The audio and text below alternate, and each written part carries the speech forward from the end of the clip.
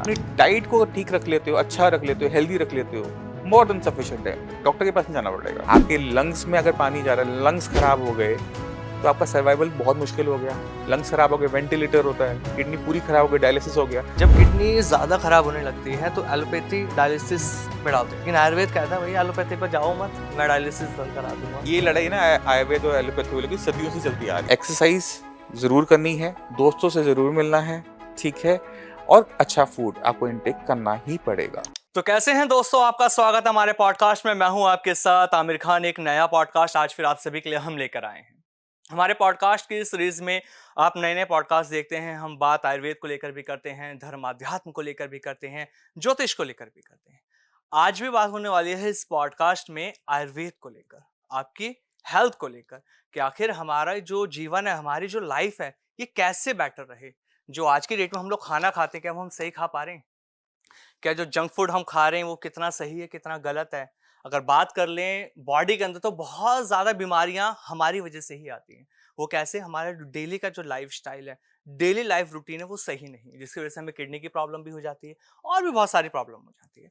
आज के पूरे पॉडकास्ट में इन सब चीज़ों को लेकर हम बात करने वाले हैं। इसके लिए आज हमारे साथ मौजूद हैं डॉक्टर पुरु धवन जी, जो कि किडनी स्पेशलिस्ट हैं, जो आज बहुत कुछ हमें इस पॉडकास्ट में बताने वाले हैं। स्वागत है डॉक्टर साहब आपका। नमस्कार। कैसे हैं आप सर? फाइनली आज पॉडकास्ट में आप आ गए। बहुत इंतजार था, लोगों की डिमांड थी कि डॉक्टर पुरु धवन को लाया जाए, उनसे बहुत कुछ जानना है। लोगों के बहुत सवाल भी आज हमने लिखे हैं आपके लिए। आज की डेट में ना पुरु सर, क्या हो रहा है ना, बहुत ज्यादा लोग यार परेशान रहते हैं। यार भूख लग रही है, चल कुछ बाहर खा के आते हैं। चल यार पिज्जा मंगा ले, चल तू बर्गर मंगा ले। वाइफ से कहते हैं चल खाना बनाने का मूड नहीं है, बाहर से कुछ मंगा के खा लेते हैं। खा तो लेते हैं, लेकिन शरीर का हाल बुरा होता जा रहा है। आज की डेट में जो लाइफस्टाइल डिसऑर्डर्स हैं वो बढ़ते जा रहे हैं। कारण है कि हमारा खाना। अगर हम अपने खाने पे ध्यान नहीं देते तो दिक्कतें आती हैं, क्योंकि हमारा जो शरीर है, अगर अपनी बॉडी को देखो तो बेसिकली ये फूड की एक्यूमुलेशन ही है। आप जो खा रहे हो, आपकी बॉडी उसके हिसाब से ग्रो करती है। तो जो आपको, अगर अपने आप को हेल्दी रखना है तो अपने फूड पे बहुत काम करना पड़ता है। आप आपका फूड हेल्दी है, फूड में विटामिन मिनरल्स पूरे हैं, तो आपको बीमारियां होंगी ही नहीं। तो बीमारी को दूर रखने के लिए सबसे पहला काम खाना। क्या खा रहे हो उसका ध्यान दो। तो कैसे पता लगे हेल्दी फूड जो ले रहे हैं दिन में वो हेल्दी है या नहीं? न्यूट्रिशन कितना प्रॉपर मिल रहा है? देखो, दो चीजें बहुत इंपॉर्टेंट है। पहली चीज है खाने के अंदर फाइबर का होना। ओके। क्योंकि आपको लगता है कि आपने खाना खा लिया, बट अगर आपने खाना खा लिया उसमें फाइबर नहीं है तो आपकी इंटेस्टाइन से ढंग से डाइजेस्ट नहीं कर पाती। अच्छा। क्योंकि हमें लगता है कि हमारा पेट डाइजेस्ट कर रहा है, बट खाना जो डाइजेस्ट कर रहा होता है वो है हमारे गट में जो बैठे हुए हमारे दोस्त होते हैं, हमारे बैक्टीरियाज होते हैं, जी। जिसको माइक्रोबायोम कहते हैं। खाने को डाइजेस्ट वो कर रहा होता है। अब उसको रहने के लिए चाहिए फाइबर। बिल्कुल। अगर आपके खाने में फाइबर कम है तो आपको गट की इश्यू आने शुरू होंगे। गट का इश्यू आएगा तो आपकी इम्यूनिटी वीक हो जाती है, क्योंकि हमारी इम्यूनिटी हमारी गट में रहती है, इंटेस्टाइन्स में रहती है। हम्म। फिर हमें शुरू होता है बीपी, शुगर, मोटापा, ये ये बढ़ सब जाता आना शुरू हो जाता है। तो अगर आप अपनी डाइट को ठीक रख लेते हो, अच्छा रख लेते हो, हेल्दी रख लेते हो, मोर देन सफिशिएंट है। डॉक्टर के पास नहीं जाना पड़ेगा। सर, जैसा अभी कहा ना, फाइबर होना जरूरी है डाइट में। अभी मैंने बहुत सारे केसेस ऐसे देखे हैं, जो जिम करते हैं, जो कोचेज होते हैं ना, वो ये कहते हैं भैया फाइबर को अवॉइड करना है आपको। तो वो हेल्दी लाइफस्टाइल कैसे हुई? और वो कर रहे हैं किस लिए? फिट रहने के लिए, बट उनको फाइबर मना कर दिया जाता है। देखो, मैं जिम को प्रमोट नहीं करता। हाँ। पीछे रीजन ये है, क्योंकि आपको वो हैवी मात्रा में प्रोटीन का प्रोटीन इंटेक इंटेक करवाता है। कराते अब जब हम प्रोटीन का इंटेक कर रहे होते हैं तो हम कहीं ना कहीं बाकी सारी चीजें छोड़ देते हैं। कार्बोहाइड्रेट छोड़ दिए, फैट छोड़ दिया। जबकि अगर आपको हेल्दी रहना है तो आपको बैलेंस डाइट चाहिए होती है, जिसमें प्रोटीन भी हो, कार्ब्स भी हो, फैट्स भी हो, और फाइबर तो मस्ट है ही। हैं। बिल्कुल। तो अगर आप बैलेंस डाइट लोगे आप कभी बीमार नहीं पड़ोगे। अच्छा। अच्छा क्योंकि आपने कहा कि ये जंक फूड है नहीं खाना चाहिए, नॉर्मली सभी लोग कहते भी हैं, लेकिन कई सारे देश ऐसे हैं जहाँ पर मैक्सिमम जंक फूड ही खाया जाता है। फॉर एग्जाम्पल, फॉर एग्जांपल जैसे अमेरिका ले लीजिए, डेनमार्क ले लीजिए, यहाँ पे बर्गर ये सारी चीजें बहुत। डेनमार्क में नहीं है, यूएस में ज्यादा है, क्योंकि वहां पर कल्चर उसका है, फास्ट फूड का ज्यादा है। पैकेट फूड ज्यादा हाँ, रहता पैक्ड फूड ज्यादा है। तो उन लोगों की हेल्थ में और हम लोगों की हेल्थ में डिफरेंस होगा या फिर क्या इसके पीछे? इंडियन ज्यादा हेल्दी है यूएस वालों से। वहाँ वो ओवरवेट ज़्यादा है, डायबिटीज़ हम्म। ज़्यादा है। है, हाँ। हार्ट की कंडीशन ज़्यादा है इंडिया के कंपैरेटिव में। क्योंकि इंडिया का जो खाना है ना बहुत डाइवर्स है, अब जी। खराब होता जा रहा है। हमारे पास ऑप्शंस बहुत सारे हैं। हम्म। तो अब जो यंगस्टर्स हैं वो ज़्यादा बीमार पड़ रहे हैं। अगर आप अपने पेरेंट्स को देखो, वो इतना बीमार नहीं पड़ते जितने बीमार हम पड़ जाते हैं। बिल्कुल सर। ये तो है। क्योंकि हमारी डाइट में क्या, जंक फूड बहुत ऐड हो गया, बर्गर, पिज्ज़ा, ये सारी चीज़ें ऐड हो गई है। तो ऑप्शन, आपने क्या चॉइस ली है, आपकी बॉडी वैसे बनेगी। आपने अगर बर्गर खाया है, बर्गर का ऑप्शन लिया है, सबवे गए हो, आपने वहाँ जाके सैलेड ना खाते हुए आपने आलू पैटी सब खाया है, तो बॉडी वैसी ही बनेगी, बिल्कुल वैसे हो जाएगी। वैसी हो जाएगी। डॉक्टर पुरु, मैं आपसे अब ये जानना चाहूंगी, जब हम बात कर रहे हैं फास्ट फूड को लेकर के, तो इस पर मेरा एक सवाल ये है कि जब हमको भूख लगती है शाम को, तो हम लोगों को ये लगता है, जैसे कि अभी आमिर जी ने कहा कि कुछ बढ़िया खाने चल रहे हैं, हम बढ़िया खाने में फास्ट फूड को ही क्यों देखते हैं? हम ये क्यों नहीं सोचते कि हम चलिए फ्रूट्स खा लेते हैं, फ्रूट सैलेड खा लेते हैं? अगर साइकोलॉजिकली हम बात करें, क्या हमारी बॉडी वो चीज मांगती है कि आज तो मन इस चीज का कर रहा है? वो हमारे टेस्ट डेवलप हो जाते हैं। ओके। कोई चीज अगर हम बार बार खाते हैं, उसका हम्म। टेस्ट डेवलप हो गया। जैसे मुझे ओके। पिज्जा पसंद नहीं है, अच्छा। मैं अवॉइड करता हूँ, ओके। बहुत रेयर लेता हूँ। वो मेरा हम्म। टेस्ट ऐसा है कि मुझे पिज्जा पसंद नहीं आता, ओके। मुझे और चीजें पसंद आएंगी। हम्म। आपका टेस्ट हो सकता है कि वो बर्गर में हो गया, कहीं जाओगे तो बर्गर ऑर्डर करोगे। हम्म। कुछ लोग पाव भाजी ऐसे ऑर्डर कर रहे होते हैं हाँ। कि पाव भाजी खानी, कुछ और नहीं खाना। हम्म। तो वो अपने टेस्ट होते हैं और टेस्ट को डेवलप किया जा सकता है। हम्म। कोई भी चीज अगर आप बार बार खाते रहोगे, हम्म।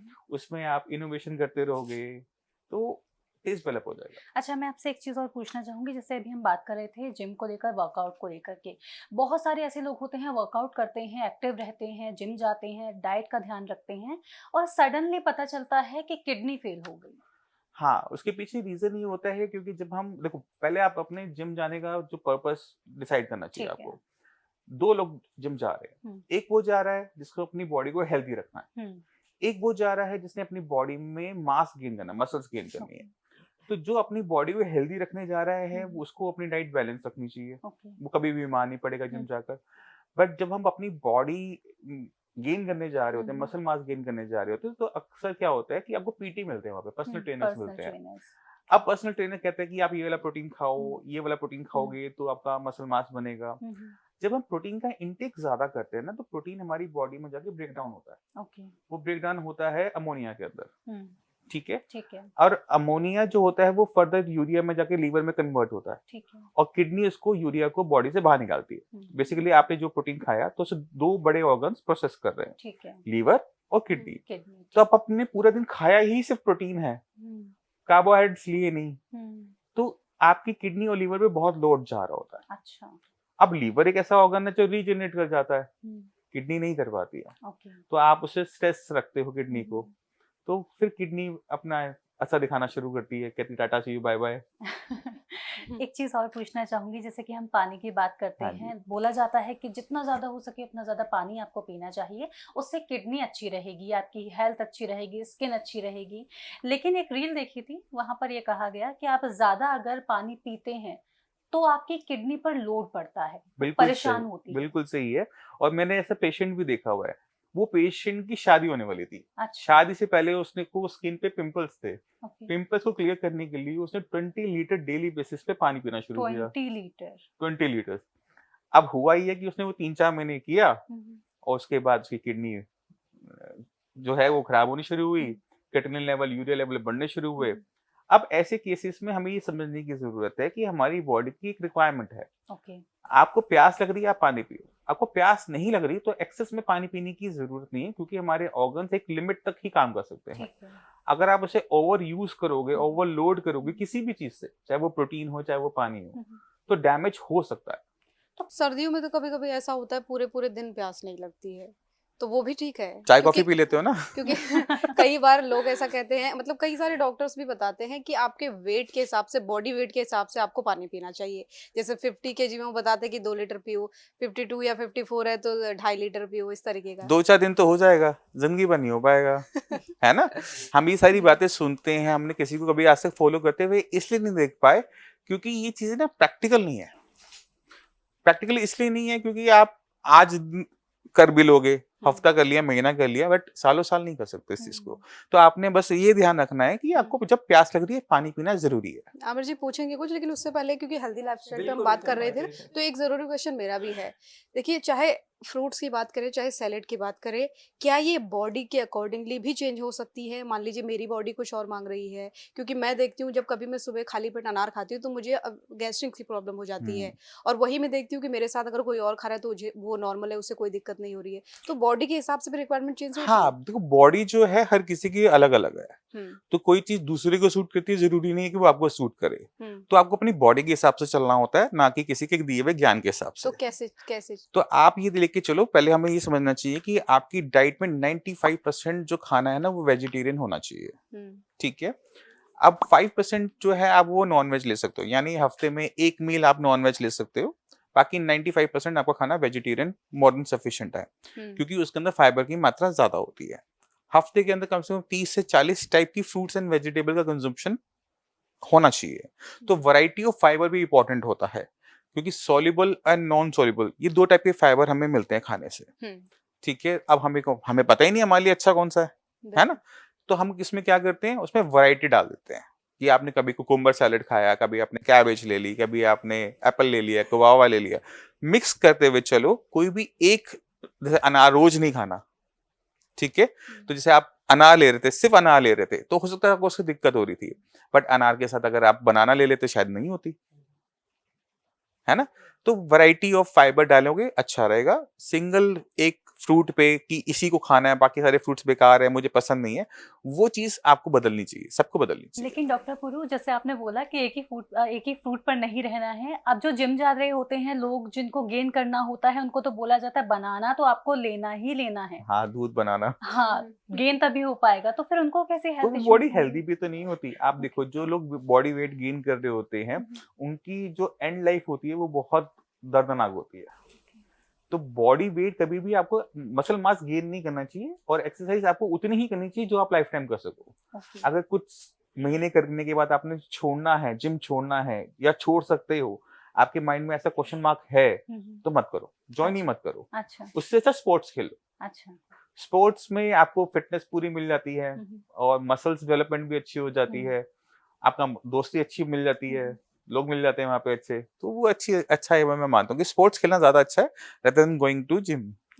जब हम हेल्थी लाइफस्टाइल की बात कर रहे हैं डॉक्टर साहब, तो प्रोटीन की भी हमने बात कर ली है। ये कहा जाता है कि अगर आपको प्रॉपर अच्छे से खुद को फिट रखना है, तो जितना आपका बॉडी का वेट है उसके अकॉर्डिंग आपको डबल प्रोटीन इंटेक करना है डेली लाइफ में। लेकिन अभी आपने कहा ज्यादा प्रोटीन इंटेक करने से किडनी फेलियर की भी प्रॉब्लम हो सकती है। देखो, तो आप ये समस्या ना बहुत कौन ज्यादा लोग confusion बीमार वाली है जो इन सारी चीजों को ज्यादा फॉलो करते हैं। जैसे मतलब अगर आप अपनी लाइफ में इस तरह से रिस्ट्रिक्ट होके चलोगे तो दिक्कत हो जाएगी। आपको सिर्फ प्रोटीन नहीं लेना होता, बॉडी में विटामिन मिनरल्स की भी जरूरत है, माइक्रो न्यूट्रिशन की भी जरूरत होती है, फाइबर की भी जरूरत है। अब इन सबको आप हिसाब किताब कैसे रखोगे? प्रोटीन का तो रख लिया, बाकी सारे भूल जाओगे ना। तो इसका सिंपल सा तरीका ये होता है कि खाना अपना जो भी खाओ, it should be balance diet. Balance diet के अंदर आपका फाइबर ज्यादा आता है, 95% खाना आपका प्योर वेज होता है। अगर आप वो फूड इनटेक करते रहते हो, कोई दिक्कत आपको होगी नहीं, क्योंकि अगर किसी चीज के अंदर, मान लो किसी चीज के अंदर विटामिन डी ज्यादा है, जिंक कम है, तो कोई और दूसरी चीज खाओगे तो उसमें जिंक ज्यादा मिल जाएगा, विटामिन डी कम होगा तो भी कोई दिक्कत नहीं है। तो हर चीज को इस तरह से नाप तोल के मैं पसंद नहीं करता। मैं ये कहता हूँ कि variety of fruits, vegetables and even अनाज, सीरियल्स भी आप अपने चेंज करके खाते रहो। किसी दिन बेसन खा लिया, किसी दिन गेहूं खा लिया, किसी दिन चावल खा लिया, किसी दिन मक्का खा लिया। तो आप इसको चेंज करते रहो, कोई फिक्स डाइट पे मत रहो। ब्रेकफास्ट है, रोज पोहा नहीं खाना, बिल्कुल, रोज एक एप्पल खा के नहीं निकलना। एक दिन एप्पल, एक दिन बनाना, एक दिन आपने पपाया खाया। तो वैरायटी जब हम रखते हैं तो ऐसे लोग कम बीमार पड़ते हैं। वैरायटी रखना अच्छी बात है, लेकिन जब हम बात करते हैं, जैसे हम लोग शहर में रहते हैं, हमारे लिए सारी चीज़ें एक्सेसिबल होती हैं, लेकिन बहुत सारे लोग ऐसे होते हैं जो गांव में रहते हैं या फिर कोई मजदूरी करने वाले लोग होते हैं, बेसिकली वो बहुत ज़्यादा वैरायटी अपनी लाइफ में नहीं ला सकते खाने के मामले में। चाहे फ्रूट्स की बात करें, चाहे सैलेड की बात करें, चाहे अलग अलग तरीके की सब्जियों की बात करें, तो उनके लिए क्या ऑप्शन हो सकता है? उनके लिए भी ऑप्शंस हैं। देखो, सिटीज के अंदर क्या होता है कि महंगे महंगे फ्रूट्स मिल रहे होते हैं, एवोकाडो खा रहे हैं, मगर आपकी बॉडी को उसकी रिक्वायरमेंट नहीं है। एवोकाडो अभी जाकर आया है, साल 2 साल पहले इंडिया में, उससे पहले नहीं था। तो लोग क्या बीमार रहते थे? इंडिया की पॉपुलेशन 140 करोड़ है, ऐसे नहीं हो गई। एवोकाडो खा के तो बनी बनी, ये तो कंफर्म हो गया। तो लोग हेल्दी हैं, इस वजह से इंडिया की पॉपुलेशन आप देख रहे हो कि ग्रो कर रही है। और इंडिया में आपको जो लोकली जो ग्रोन फूड होता है, चाहे वो आपके वेजिटेबल्स हो, फ्रूट्स हो, मोर देन सफिशिएंट होते हैं। अब आप गांव में रहते हो, तो गांव में क्या है कि वहां पे एग्रीकल्चर जरूर होता है। अब हर दूसरे घर में सब्जियां होती हैं तो वो सब्जियां एक्सचेंज कर रहे होते हैं। जी मेरे खेत में वो लगी हुई बैगन लगी हुई है, तेरे घर खेत में गाजर लगी हुई है, चल लेट्स एक्सचेंज, यस है ना? तो वो जो कल्चर है इंडिया का, वो हमारे खाने को वैसे ही बहुत डाइवर्स कर देता है। जी जी ओके तो वहां पर दिक्कत नहीं होती। जहाँ पे फाइनेंशियल दिक्कत जाता है, मतलब कोई सिटी में कोई मजदूर रहता है, तो अगर आप देखोगे तो उनकी डाइट आप लोगों से ज्यादा अच्छी होती है। जी जी बिल्कुल आपने ठीक कहा और डाइट को अच्छा रखना ज़रूरी है अगर एक हेल्दी बॉडी हमको चाहिए, क्योंकि कहीं न कहीं अपने ज़बान के टेस्ट के चक्कर में से कंट्रोल शरीर का करना है। सत्यानाश हो रहा है और सारे ऑर्गन्स भी खराब हो रहे हैं इसकी वजह से। सर मैं आपसे ये जानना चाहूँगी, जैसे कि अगर हम बात करते हैं एक हेल्दी लाइफ़स्टाइल की, एक हेल्दी बॉडी की, जिम की बात बहुत ज़्यादा आती है कि आपको जिम ज़रूर जाना चाहिए। जिम आप करेंगे, वर्कआउट करेंगे, आप ज़्यादा हेल्दी होंगे और आपका एक अच्छा मेंटेन हो पाएगी लाइफ़स्टाइल। आपसे ये जानना चाहूँगी कि जब किसी को किडनी डिसीज़ होती है, तो बोला जाता है कि आपको वर्कआउट नहीं करना है, वर्कआउट कम करना है। ये दोनों केसेज़ में से उल्टा कैसे है? देखिए, जब आपकी किडनीज खराब हो रही होती है तो बॉडी के अंदर ना किटनिन एंड यूरिया इकट्ठा हो रहा होता है। ओके, अब ये जो किटनिन है ना, ये हमारी मसल्स में बनता है। ओके। तो अगर आप एक्सरसाइज ज्यादा करते हो, हुँ, हुँ। फीवर आता है, प्रोटीन का इंटेक ज्यादा करते हो, तो बॉडी में किटनिन की फॉर्मेशन बढ़ जाती है। ओके। अब निकल तो कम रहा है, किडनी कम काम कर रही है तो निकल कम रहा है, तो वो ना रिपोर्ट्स में बढ़कर आता है। तो यहाँ पे किडनी खराब नहीं होती, यहाँ पे किटनिन की फॉर्मेशन बॉडी में बढ़ जाती है, जो कि रिपोर्ट्स को खराब कर देती है।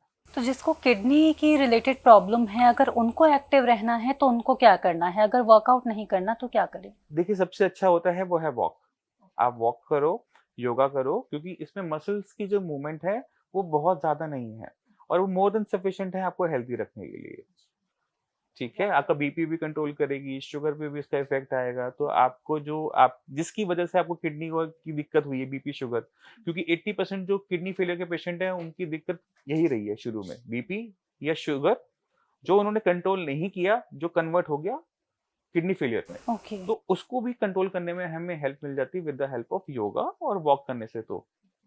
तो जब किडनी की प्रॉब्लम होती है, तो किडनी की जो प्रॉब्लम होती है, क्या वो पैरालिसिस को भी लीड करती है? और क्या पैरालिसिस से आगे बढ़ के वो जो डिसीज़ होती हैं, अगर जैसे कि अब माना किडनी में प्रॉब्लम आ रही है, तो पैरालिसिस होगा या अगर पैरालिसिस हुआ तो किडनी की डिसीज़ हो सकती है? देखिए, दोनों का कोई रिलेशनशिप नहीं है, अच्छा, बट दोनों का जो कॉज है, कारण है, वो कॉमन है। ओके। अगर आपका बीपी बढ़ा हुआ है तो बीपी हाई रहने की वजह से आपके ब्रेन में जब ब्लड जा रहा है, प्रेशर से जा रहा है, तो जो सप्लाई है वो फटने की चांसेस होते हैं, हेमरेज होने का चांसेस होते हैं। ओके।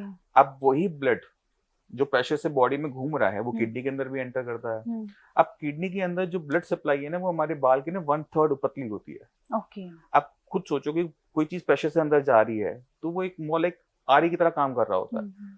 तो हमारे जो सेल्स हैं जो आर्टरीज को बना रहे होते हैं वो हार्ड होने शुरू हो जाते हैं, तो ब्लड ओके। सप्लाई किडनी के अंदर प्रॉपर जा नहीं पाती। जबकि बीपी हाई है, ब्लड सप्लाई जा नहीं रही, किडनी छोटी होनी शुरू हो जाएगी।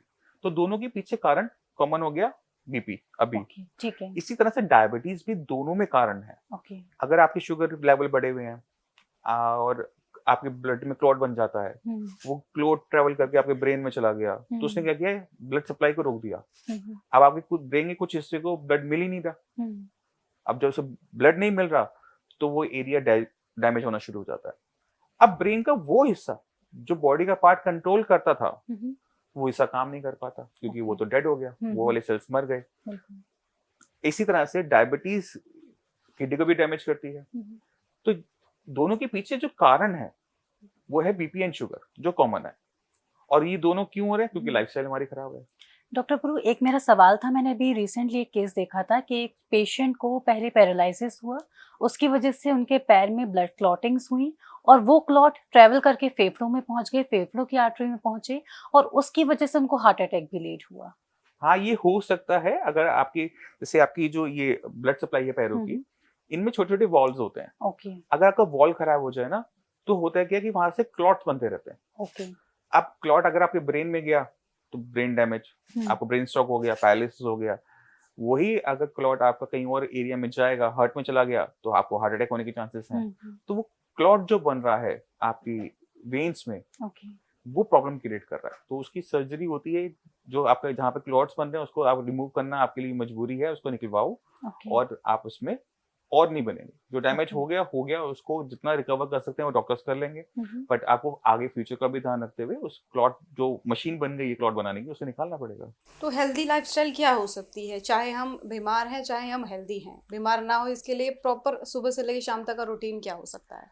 तो सबसे पहली चीज है वो है स्ट्रेस का ना होना, क्योंकि हम फिजिकल हेल्थ के बारे में तो बात कर रहे हैं, बट हम मेंटल हेल्थ के बारे में बहुत कम बात करते हैं। बिल्कुल।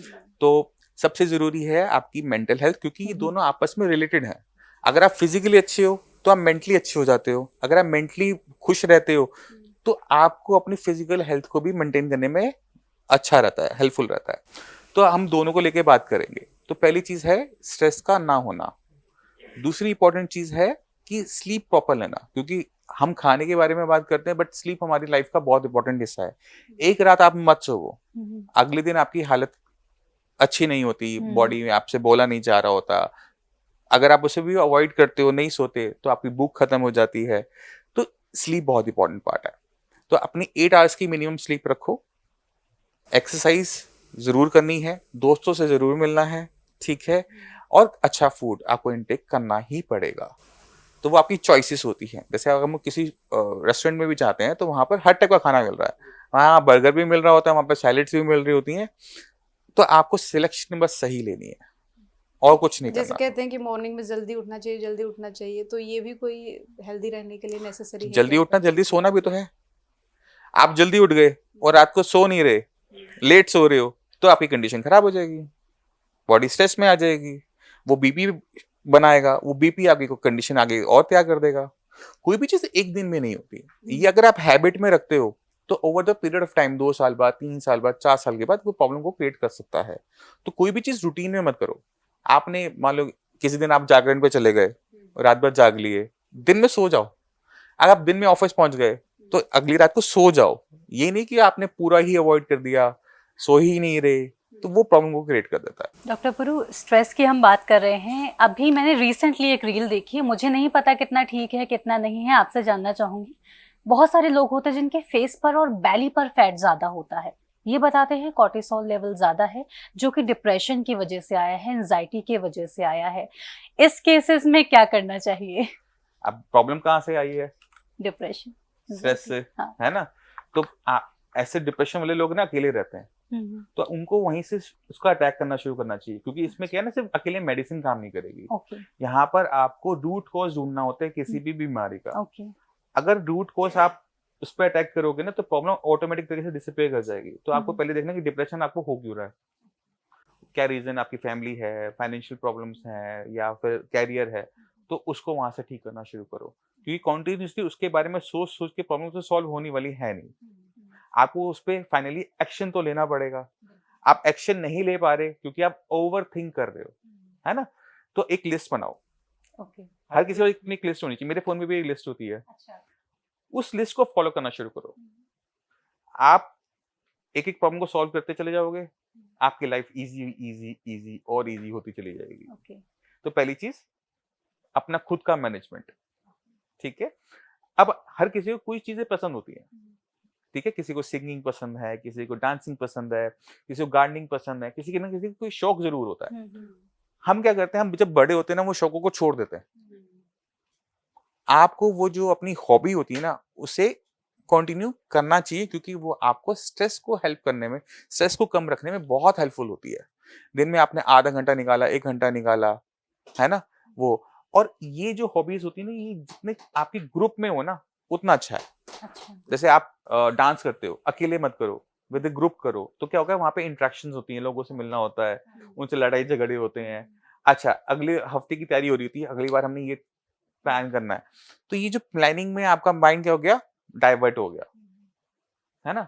और उन लोगों से मिलने की आपको क्यूरियोसिटी होती है, आज जाएंगे, उनसे मिलेंगे, आज हम ये पार्टी करेंगे, ऐसे ऐसे करेंगे। तो वो आपको एक हैप्पी फीलिंग भी देता है। तो आपके सारे हार्मोन्स बदलने शुरू हो जाते हैं। तो आपको कभी भी आइसोलेटेड नहीं रहना चाहिए, क्योंकि हम जो ह्यूमंस हैं ये ग्रुप में रहने वाले लोगों में से हैं। अच्छा आइसोलेट रहने के लिए नहीं आइसोलेटेड बने। लेने के लिए नहीं बने। तो फिर Introvert जो नहीं कहा बने। जाता है कि अकेले रहो, खुद में खुश रहो, खुद से प्यार करो, तो ये सब नहीं, खुद चीजें से प्यार करो, ये गलत नहीं है, बट अकेले रहने के बोलो। लिए, हाँ नहीं, कम बोलना नहीं होता, वो अपनी अपनी हैबिट्स होती हैं, मतलब अपना अपना नेचर होता है। आपको अपने नेचर को दबाना नहीं होता, ठीक है? अगर आप इंट्रोवर्ट हो तो दूसरा इंट्रोवर्ट ढूंढ लो जो आपके साथ बैठे कम बात करे। अब मेरे पॉइंट समझ में आई? तो आपको वो लोग ढूंढने पड़ेंगे, वो दोस्त, वो फैमिली आपको बनानी पड़ती है जिनके साथ आपको अच्छा लगता है। अभी आपने बात करी थी कि किडनी खराब होने के कारण हमारा शुगर लेवल होता है और हाई बीपी। बिल्कुल। शुगर लेवल भी 2 टाइप्स की होती है, टाइप टाइप 1 वन, और टाइप टू। टाइप 2। तो कैसे हमें पता लगे कि कौन से स्टेज पर हमारी शुगर है कि अब हमारी किडनी खराब हो रही है? नहीं देखो, इसमें ना टाइप 1 टाइप 2 का उससे कोई लेना देना नहीं है किडनी से। यहाँ पर क्या है कि आपकी जो ब्लड ग्लूकोज लेवल है ना वो हाई रह रहे हैं। अब जब शुगर लेवल हमारे हाई रहता है तो उसका असर हमारी पूरी बॉडी पे पड़ता है। आपकी आइज पे भी पड़ता है, हुँ, आपकी रेटिना, आपका आँख का पर्दा वीक होना शुरू हो जाता है। तो जहाँ पर भी ब्लड सप्लाई हमारी बहुत बारीक है, वहाँ पर उसका इफ़ेक्ट सबसे पहले नज़र आएगा। रेटिना हो गया, आपकी नसें हो गई, जो हमारी नर्व की सप्लाई होती है, ब्लड जी। सप्लाई होती है, वो भी बहुत फाइन होती है। तो डायबिटिक आप देखोगे पेशेंट में क्या होता है कि न्यूरोपैथी देखने को मिलती है कि हुँ, उनको हुँ। पैर में सुनपन बना रहता है। और इसी तरह से डायबिटिक नेफ्रोपैथी होती है, जहाँ पे जो किडनी की सप्लाई है ब्लड जी। की, वो इफ़ेक्ट होने लगी। ब्लड प्रॉपर तरीके से मिल नहीं पा रहा किडनी को। हुँ, हुँ। किडनी अपने फंक्शंस को डाउन करती जा रही है और आपकी बॉडी में जो वेस्ट मटेरियल बन रहा है, वो निकल नहीं पा रहा। वो जी। इकट्ठा हो रहा है, क्रिएटिनिन इकट्ठा हो गया, यूरिया इकट्ठा हो गया, पोटेशियम बढ़ता जा रहा है, तो वो परेशानी आनी शुरू होती है। अच्छा। तो उसका टाइप 1 टाइप 2 से कोई लेना-देना डायरेक्ट नहीं है, शुगर लेवल आपके ब्लड में जो बने रहते हैं। आपने क्लॉटिंग की बात की थी, जब ब्लड के क्लॉट जमते हैं तो हार्ट अटैक भी आ सकता है, ब्रेन स्ट्रोक हो सकता है। लेकिन आजकल हम देखते हैं छोटे-छोटे बच्चों में भी हार्ट अटैक की प्रॉब्लम आ रही है। कई सारे केसेज़ ऐसे आते हैं, तो उसका क्या कारण होता है? क्या उतने छोटे बच्चों को खाना। देखो बच्चों में देखो, अगर आप देखोगे तो बच्चों में होने के 2 बड़े रीज़न होते हैं। अगर उनके हार्ट में कोई मालफ़ॉर्मेशन है, यानी जब बच्चा पैदा हुआ तो उसका वॉल्व ढंग से नहीं था, तो उसकी वजह से एक प्रॉब्लम हो सकती है कि उनको हार्ट अटैक आ गया। अगर हार्ट की फ़ॉर्मेशन ठीक हुई थी, बच्चा ठीक से हुआ, तो उसमें रीज़न जो हमें देखने को मिलता है वो है ओबेसिटी, कि बच्चे जो डाइट अच्छे से नहीं ले रहा, टॉफ़ी ज़्यादा खा रहा है, चॉकलेट ज़्यादा खा रहा है, बॉडी वेट गेन अप कर रहा है, तब वो जाकर हो सकता है। तीसरा रीज़न एक और होता है जिसको डॉक्टर्स इडियोपैथिक मानते हैं, कि कोई रीज़न फाइंड आउट नहीं हुआ बट प्रॉब्लम आई है। क्यों आई है, किस वजह से आई है, तो वो अननोन रह जाता है। तो ये जो कई कई बार बड़े लोगों को नाचते-नाचते, दौड़ते-दौड़ते हार्ट अटैक आता है वो? वो इसलिए होते हैं क्योंकि देखो आपने अपने हार्ट को ट्रेन नहीं कर रखा। हार्ट की जो मसल्स हैं वो वीक हैं। हार्ट में पहले से क्लॉट बना हुआ था। वो बस ट्रिगर हो गया। आपने जैसे एक्सरसाइज़ करी, डांस किया, वो एकदम ट्रिगर हो गया। तो वो वाली कंडीशंस होती हैं। तो जब आप डेली एक्सरसाइज कर रहे हो, सालों-साल कर रहे हो, तो ये परेशानी आने की संभावनाएँ कम हो जाती हैं, ना के बराबर हो जाती है, आप ये कह सकते हो। डॉक्टर पुरु, अभी हमने डायबिटीज़ की बात की। मैं आपसे ये जानना चाहती हूँ कि अगर एक पर्सन प्री डायबिटिक डायग्नोस हुआ है, तो हुँ। क्या उस केस में भी किडनी पर असर पड़ेगा? नहीं, प्री डायबिटीज़ में शुगर लेवल्स कितने रह रहे हैं, वो इम्पोर्टेंट हो जाता है। प्री डायबिटिक पेशेंट्स में किडनी फेल होने के चांसेस बहुत कम होते हैं, क्योंकि लेवल इतने ज़्यादा नहीं बढ़े हुए होते। तो हमारी बॉडी में एक थ्रेशोल्ड होता है, वो होता है 180, 180-200 के आसपास का थ्रेशोल्ड होता है। जैसे ही शुगर उसको क्रॉस करती है, तो आपकी किडनी क्या करती है, वॉल्व्स खोल देती है अच्छा। कि बॉडी में जितनी भी एक्स्ट्रा शुगर है उसको बॉडी से बाहर निकालो, क्योंकि उसका इम्पैक्ट बाकी सारे वाइटल ऑर्गन्स पे पड़ रहा है, आपकी ब्रेन पे, हार्ट पे ना पड़े। तो आप देखोगे कि जिन पेशेंट्स के यूरिन में ग्लूकोज निकलता है, उनको लॉन्ग टर्म में किडनी की दिक्कत आती है। ओके। क्योंकि किडनी को एक्स्ट्रा काम करना पड़ रहा है ना, फ्लशिंग करनी पड़ रही है, तो किडनी हाइपर ड्राइव में चली जाती है कि शुगर को फटाफट बाहर निकालो, बाहर निकालो, बाहर निकालो, तो वो हाइपर ड्राइव में जा रही है। उसको एक्स्ट्रा लोड उठाना पड़ रहा है और उसको जो ब्लड मिल रहा है, उसमें भी ग्लूकोज का लेवल हाई है, तो उसे डबल इम्पैक्ट देखने को मिलता है। अब ये घंटे 2 घंटे हो, कोई दिक्कत नहीं। रोज़-रोज़ हो रहा है, हर टाइम हाई बनी रहती है, वहाँ पे किडनी फेल हो जाती है। तो जो प्री डायबिटिक पर्सन है, उनको अपनी किडनी को हेल्दी रखने के लिए कुछ ऐसे मेजर्स लेने होंगे? उनको अपनी बॉडी पे काम करना पड़ेगा, उनको अपनी डायबिटीज़ पे काम करना पड़ेगा, उनको अंडरस्टैंड करना पड़ेगा कि उनकी जो शुगर लेवल्स हैं, वो हाई क्यों रह रहे हैं। क्या उसको वो अपनी लाइफ़स्टाइल को बदल के ठीक कर सकते हैं? अगर वो अपनी लाइफ़स्टाइल को चेंज करके उसे ठीक कर सकते हैं, तो उनको अभी मेडिसिन्स पे जाने की ज़रूरत नहीं होती है। अपनी एक्सरसाइज़ को स्टार्ट करो, ठीक है? डाइट को चेंज करो, अच्छा। ठीक है? डाइट को जितना हो सके आप हाई फाइबर रखने की कोशिश करो। खाने के अंदर प्रोटीन की मात्रा आप बढ़ा दो, कार्बोहाइड्रेट्स को आप कम कर दो, ओके। ठीक है? और थोड़ा सोना कम कर दो। अच्छा। सोने से कि दिन में मत सोओ, रात की नींद बहुत होती है। और ऑटोइम्यून डिसीज जिनको होती है उनके बारे में आपसे बात करना चाहूंगी। जिनको ऑटोइम्यून डिसीज होती है उनकी किडनी पर बहुत ज़्यादा फर्क पड़ता है। किडनी बहुत डिसफंक्शन होने लगती है, फंक्शन उसके कम होने लगते हैं। वहाँ पर क्या कोई तरीका है किडनी को हेल्दी बनाए रखने का? नहीं, फिर वहीं पर हमें जाना पड़ेगा बेसिक्स में कि वहाँ पर प्रॉब्लम हो क्यों रही है। अच्छा। जैसे आईजीए नेफ्रोपैथी एक किडनी की कंडीशन है जहाँ पर बॉडी का जो इम्यून सिस्टम है ना, वो किडनी को पे अटैक कर रहा होता है। अब ये जो आईजीए है ये हर किसी की बॉडी में है, ओके। क्योंकि ये में इन्फेक्शन से बचाता है। अब अगर वो अपनी ही बॉडी को पे अटैक करना स्टार्ट कर देगा तो किडनी बचने के चांसेस बड़े कम हो जाते हैं। ओके। अब हमें ये पता है कि जब वो आईजी इम्यूनोग्लोबिन किडनी के अंदर जाता है तो वहाँ पर डिपॉजिट होकर इन्फ्लेमेशन तैयार करता है। ठीक है, तो अगर हम उसका ट्रीटमेंट करना चाहते हैं तो हमें किडनी का ट्रीटमेंट नहीं करना है, हमें आईजीए नेफ्रोपैथी का ट्रीटमेंट करना पड़ेगा। तो जब हम वहाँ पे अटैक करना शुरू करेंगे तो किडनी का ऑटोमेटिक तरीके से आराम मिलना शुरू हो जाता है। किडनी क्योंकि अपने फंक्शंस को बढ़ा लेती है, उसके पास नेचुरल काबिलियत है, तो हम इसमें क्या देखते हैं कि level of creatinine, urea down होना शुरू हो जाता है। तो वो आपकी अप्रोच के ऊपर है कि आप कहाँ पे अटैक करना रहे हो। अगर हम किडनी पे फोकस करेंगे हम फेल हो जाएंगे, अगर हम इम्यूनिटी पे फोकस करेंगे हम पास हो जाएंगे। तो इम्यूनिटी रूट पर कॉज पे ध्यान जाना दो। पड़ता है। ये भी कहा जाता है डॉक्टर पुरुधवन, अगर आप किडनी पेशेंट हैं तो आपको नमक का इंटेक कम करना है। हाँ, वो बीपी की वजह से ना, अगर आप बीपी के पेशेंट हो, नमक का इंटेक ज़्यादा करोगे, बट अगर बीपी बीपी के पेशेंट भी नहीं है तो अगर आपने सॉल्ट का इंटेक ज़्यादा किया, तो बॉडी में फ्लूइड की एक्युमुलेशन बढ़ जाती है। क्योंकि किडनी आपका यूरिन भी बना रही है, यूरिन के साथ आपकी बॉडी में जो फ्लूइड है, वो भी रेगुलेट कर रही है कि कितना पानी आपके शरीर में ठहरेगा, वो रेगुलेट कर रही है। अगर आपने नमक ज़्यादा लिया है, तो आप बॉडी में फ्लूइड की एक्युमुलेशन बढ़नी शुरू हो जाती है, स्वेलिंग आनी शुरू हो जाती है। अब स्वेलिंग आती है पहले पैरों में, बिल्कुल। अब आप जब लेटते हो, तो वो लंग्स में जाने शुरू करती है। जैसे ही आप मान लो कि एक पेशेंट है, पैरों में पानी भरा हुआ है, जैसे ही वो लेटेगा ना, पानी पैरों से निकल के लंग्स में आना शुरू हो जाएगा। अब उसको रात को लंग्स में पानी जा रहा है, उसे घुटन हो रही है, उसे बैठेगा तो ठीक हो जाता है, लेटते हैं तो दिक्कत आ जाती है।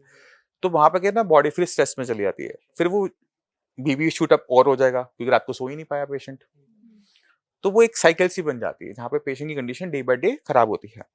और एक और इम्पोर्टेंट चीज समझने वाली ये है कि हमारे जो लंग्स है ना, हमारी किडनी से ज्यादा इंपॉर्टेंट होते हैं। बिल्कुल। आपके लंग्स में अगर पानी जा रहा है, लंग्स खराब हो गए तो आपका सर्वाइवल बहुत मुश्किल हो गया। लंग्स खराब हो गए, वेंटिलेटर होता है, किडनी पूरी खराब हो गई, डायलिसिस हो गया। तो डॉक्टर के पास अगर आप 2 ऑर्गन दो और उसको ऑप्शन दो कि एक को बचाना है, तो डॉक्टर्स हमेशा लंग्स को बचाएंगे। अच्छा। हाँ, किडनी इसलिए लंग्स ट्रांसप्लांट। बहुत इंपॉर्टेंट है। अच्छा। अच्छा, ये बताइए कि किस तरीके के सिम्टम्स आते हैं शुरुआती स्टेज में अगर किसी की किडनी खराब होती है? देखो, शुरुआती सिम्टम जो सबसे कॉमनली हमें देखने को मिलता है वो है प्रोटीन यूरिया, यानी यूरिन के अंदर प्रोटीन का आना। सबसे ज्यादा अभी क्रिएटिनिन नहीं बढ़ा है, ये स्टेज 1 है, बिल्कुल स्टेज 1, सिर्फ प्रोटीन आ रहा है यूरिन के अंदर। तो जब पेशेंट यूरिन करता है ना, तो जो जहां पर वो यूरिन कर रहा है ना, वहां पे झाग बहुत ज्यादा बनती है।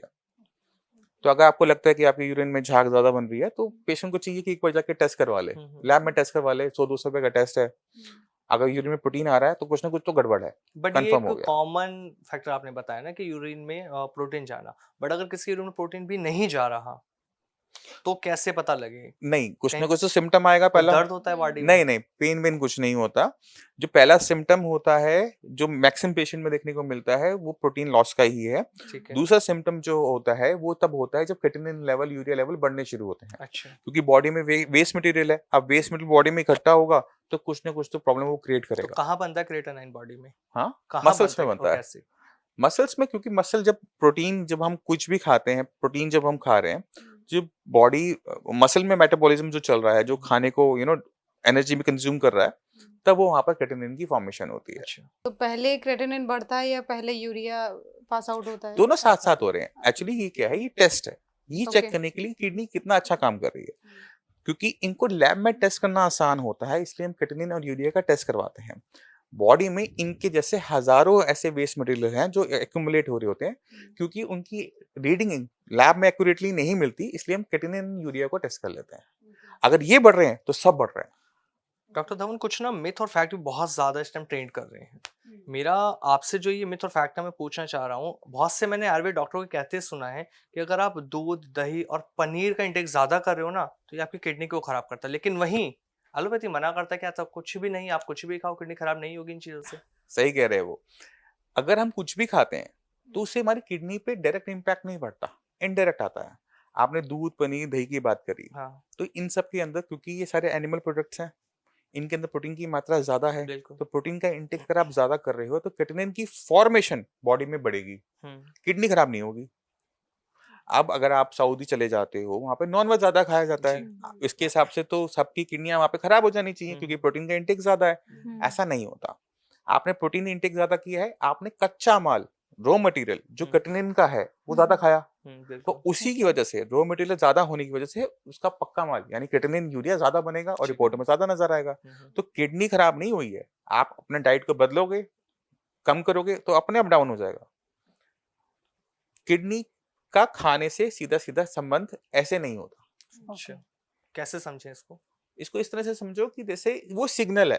हुँ, क्रिएटिनिन यूरिया आपकी बॉडी में क्या चल रहा है, किडनी कितना अच्छा काम कर रही है, वो उसका सिर्फ सिग्नल है। ठीक है। खुद में बीमारी नहीं है। हुँ, हुँ, वो डॉक्टर्स का टूल है चेक करने के लिए आपकी किडनी कितना काम कर रही है। जी, जैसे मान लो कि आप कुछ काम करते हो, ऑफिस में काम करते हो, ठीक है, ठीक है? आपके पास डेली फाइल्स आती हैं। बिल्कुल। आ आप रोज फाइल्स को क्लियर कर देते हो, तो जी। आपकी टेबल पे कोई फाइल नहीं पड़ी होती, हुँ, हुँ, हम्म, है ना? मगर अगर आपकी टेबल पे बहुत सारी फाइल्स पड़ी हुई हैं, आपका बॉस आएगा, क्या हुँ, बोलेगा? हुँ, क्या किया आमिर आपने? बिल्कुल। वो ये कहेगा ना पूछा आमिर ने काम जाएगा। नहीं किया। हाँ, हम्म, तो उसने फाइल्स को देखकर आपके काम करने या ना करने का आइडिया लगा लिया। बिल्कुल। इसी तरह से हम करते हैं। किडनी का काम है क्रिएटिनिन और यूरिया को बाहर निकालना। हुँ, अब वो बॉडी में हो रहा है एक्यूमुलेट। अब किसने काम नहीं किया? किडनी ने। किडनी ने नहीं किया। तो उसको देखकर हमने आइडिया लगा लिया जी, कि अगर ये किडनी काम नहीं करी तो ये एक्यूमुलेट हो रहा है। बिल्कुल। तो वो बेसिकली सिग्नल है। खुद में बीमारी नहीं है। तो पेशेंट सबसे बड़ी गलती ये क्या करते हैं, क्रिएटिनिन और यूरिया को बीमारी समझ लेते हैं जी, और उसके पीछे हाथ धो के पड़ जाते हैं कि क्रिएटिनिन कम करना है, क्रिएटिनिन कम करना है। जबकि फोकस होना चाहिए कि मैं किडनी को किस तरह से अच्छा रख सकूं, हेल्दी किस रख तरह सकते से हैं। किडनी को जो चीज नुकसान पहुंचा रही है उसको वहां से हटा सकूं, किडनी की फंक्शनिंग कैसे मैं बढ़ाऊं। किडनी की फंक्शनिंग बढ़नी, क्रिएटिनिन यूरिया अपने आप डाउन हो तो जाता एक है। साथ दोनों किडनी पे इफ़ेक्ट आता है या किसी एक पे पहले आना शुरू होता है? डिपेंड करता है बीमारी की क्या हुई है। हम्म, अगर मान लो आपको यूरिन में इन्फेक्शन था, आपने अच्छा। ध्यान नहीं दिया, इन्फेक्शन आपकी एक किडनी में चला गया, हुँ, किडनी को खराब कर दिया, तो एक किडनी खराब हुई। अच्छा। अब अगर आपका बीपी शुगर की वजह से किडनी खराब हो रही है, तो हुँ, बीपी शुगर तो पूरे ब्लड में था पूरे ना, ब्लड में बिल्कुल। तो दोनों किडनी पे इम्पैक्ट आएगा। ठीक किसी है। में कम, किसी में ज़्यादा हो इससे सकता है। डिज़ीज़ पे डिपेंड करता है कि पहले आपको कौन-सी बीमारी हो रही है, हाँ, तब किसकी किडनी वजह पे से इफ़ेक्ट किडनी पड़ रहा है। खराब हो रही है, तो उसके रूट कॉज़ पे डिपेंड करता है हुँ, कि सिंगल किडनी खराब होगी, दोनों हम्म। किडनी खराब होंगी, तो उसके कारणों पे डिपेंड करता जी, है जी। वो। तो किडनी से रिलेटेड जैसे कह दिया किसी ने कि आपकी किडनी खराब हो गई, तो किडनी से रिलेटेड अलग अलग बीमारियां भी हो सकती हैं या फिर एक ही रीजन है कि किडनी अगर आपका काम करना बंद करेगी तो यूरिया बढ़ेगा, क्रिएटिनिन बढ़ेगा, या कोई अलग अलग तरीके की बीमारियां भी होती है किडनी से रिलेटेड? किडनी की बीमारियां और भी हैं, हम्म, जैसे किडनी स्टोन है, बट हम्म, किडनी स्टोन होने पे क्रिएटिनिन यूरिया नहीं बढ़ता क्योंकि किडनी की जो फिल्ट्रेशन पावर है वो कम नहीं होती। हम्म, मान लो कि एक किडनी में स्टोन था, उसने पूरी रास्ते को ब्लॉक कर दिया, तो दूसरी किडनी अपने फंक्शंस को बढ़ा लेती है। तो कुछ दिनों तक या कुछ महीनों तक दिक्कत नहीं होगी। बट अगर वहाँ पे स्टोन पड़ा रहेगा, उसने यूरिन को ब्लॉक कर रखा है, हाइड्रोनेफ्रोसिस बन रहा है, तो उसका असर लॉन्ग टर्म में किडनी पर आएगा। हुँ, ओके। डॉक्टर गुरु, आपने जैसे बात की, हमने स्टोन की बात की, इसको लेकर मिथ तो हम सभी ने सुना हुआ कि अगर आप अल्कोहल कंजप्शन ज़्यादा करेंगे, बियर ज़्यादा पिएंगे, तो आपका जो स्टोन है किडनी में वो निकल जाएगा। इस पर आपसे बात करना चाहूँगी, इस पर क्लैरिटी चाहूँगी। मैं सपोर्ट नहीं करता। तो नहीं ठीक है। पीनी है? नहीं देखो, बियर अगर आप नॉर्मल पी रहे हो तो वो ओके। स्टोन की फॉर्मेशन को बढ़ा रहा है। अच्छा। उसमें ऑक्सलेट होता है, वो यूरिन में अपना किडनी के अंदर स्टोन की फॉर्मेशन को बढ़ा देता है।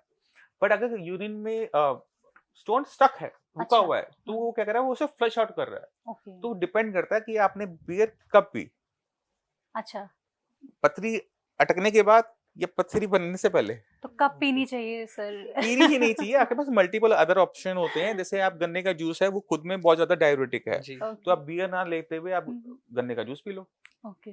आप फ्लूइड की मात्रा बढ़ा लो, पानी की मात्रा बढ़ा लो। हुँ, हुँ। तो अल्कलाइजर्स आपने ले लिए, तो इससे ओके। आपकी यूरिन फॉर्मेशन बढ़ेगी, जो काम आप बियर से कर रहे थे वो ऐसे हो जाएगा। सर, आपने तो एक बहाना खत्म कर दिया हमारी ऑडियंस का, ये सब पीने का, देखो जो कंज़्यूम चीज़ करने गलत है का। वो गलत ही रहती है, तो आप उसको क्योंकि फिर क्या है ना, फिर वो हैबिट फॉर्मेशन होती है, या ट्रू। क्योंकि हर कोई हुँ, उसको हेल्दी वे में नहीं ले पाता। हुँ। अगर आप उसको पी रहे हो, फिर आपकी वो हैबिट बन जाती है, तो फिर वो लाइफ टाइम चलती रहती है। तो अच्छा है कि उस चीज़ जाना ही नहीं। ओके।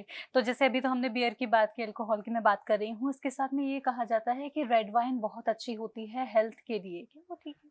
हाँ देखो, रेड वाइन जो है वो अंगूरों से बन रही होती है, तो हाँ। अगर आप उसे लिमिट में लेते हो, ओके, यू नो, तो कोई भी चीज नुकसान नहीं पहुंचाएगी। ओके। अगर किसी चीज को भी आप ओवर करोगे हम्म, तो वो नुकसान आपको 100% पहुंचाएगी। जैसे हमने पानी का ट्रू। एग्जांपल हाँ, देखा, बिल्कुल। पानी एक्सेस पीने पे किडनी हम्म, खराब हो गई। हम्म, इसी तरह से अल्कोहल ज्यादा लोगे तो लीवर भी इम्पैक्ट आएगा, किडनी पर भी इम्पैक्ट आएगा, हम्म, और उनको डैमेज होने के चांसेस पूरे पूरे हैं। ओके। तो लिमिट में सब अच्छा, ओवर लिमिट में एक्स्ट्रा किया तो नुकसान, कम किया तो नुकसान। जब किडनी ज़्यादा खराब होने लगती है तो एलोपैथी डायलिसिस में डाल देते हैं कि आपको डायलिसिस लेना पड़ेगा, भैया अब किडनी ने आपका काम करना बहुत कम कर दिया है। बिल्कुल। लेकिन आयुर्वेद कहता है भैया एलोपैथी पर जाओ मत, मैं डायलिसिस बंद करा दूंगा। ये लड़ाई ना आयुर्वेद और एलोपैथी वालों की सदियों से चलती आ रही है। तो सर लोग तो कंफ्यूज हो रहे हम हैं नहीं ना। आते इनमें बीच में। देखो, हर पैथी की अपनी पावर्स हैं हाँ। और जी। अपनी वीकनेस भी हैं। तो अगर हम हर किसी की पावर और वीकनेस को समझ जाते हैं ना, तो वहां पे पेशेंट को ट्रीट करना बहुत आसान हो जाता है। अब पेशेंट की डायबिटीज है, 300 पहुंची हुई, 400 पहुंची हुई, आयुर्वेद कहाँ पे इसमें हेल्प कर पाएगा? मुझे तो चाहिए रिजल्ट अभी। अगर मैंने अभी रिजल्ट नहीं लिया, पेशेंट की किडनी खराब होती चली जाएगी, तो मैं तो रिस्क नहीं लूंगा। मैं तो कहूंगा इंसुलिन लगवाओ, शुगर कंट्रोल लेकर आओ, कम से कम किडनी तो बच पाएगी। शुगर की ट्रीटमेंट बाद में कर लेंगे, अभी तो मेरे लिए जरूरी हो गया ना, तो एक तरह से इमरजेंसी क्रिएट हो गई। तो वहां पर एलोपैथी नो डाउट अच्छा है, बट ये भी फैक्ट है कि किडनी को ठीक करने की या किडनी को खराब होने से रोकने तक की मेडिसिन एलोपैथी में अभी तक डेवलप नहीं हुई है। फ्यूचर में हो अच्छा। जाए अलग बात, बट अभी डेवलप नहीं हुई है। तो आप किसी भी पेशेंट का प्रिस्क्रिप्शन उठा लो, और मैं अपने पेशेंट को भी बोलता हूँ कि एक एक मेडिसिन ना गूगल पे खुद सर्च कर लो, क्योंकि कौन सी मेडिसिन किस लिए खा रहे हो। एक सिंगल मेडिसिन अब तक डेवलप नहीं हुई जो किडनी को खराब होने से रोक भी सके। नॉट ए सर सिंगल लेकिन मेडिसिन। मैंने अभी जैसे एलोपैथी डॉक्टर्स के साथ पॉडकास्ट किया है किडनी को लेकर, उनका ये कहना है कि आपको आयुर्वेद की जरूरत ही नहीं पड़ती, अगर आप एलोपैथी शुरुआत से लेते हो तो मेडिसिन है जो इसकी रोकथाम कर लेती है। आप मुझे बताओ, आप हम मेरे साथ करवा देना पॉडकास्ट, हम फाइट कर लेंगे अच्छी अच्छी अच्छी उनके साथ। देखो, क्योंकि उसको ये कह देते हैं ना आयुर्वेद स्लो प्रोसेस कर रही है। स्लो नहीं आयुर्वेद है, को तो ये आयुर्वेद नाम बहुत दिया जा फास्ट रहा है है। ना कि वो स्लो प्रोसेस है। अगर आपकी अप्रोच सही है तो वो बहुत फास्ट है।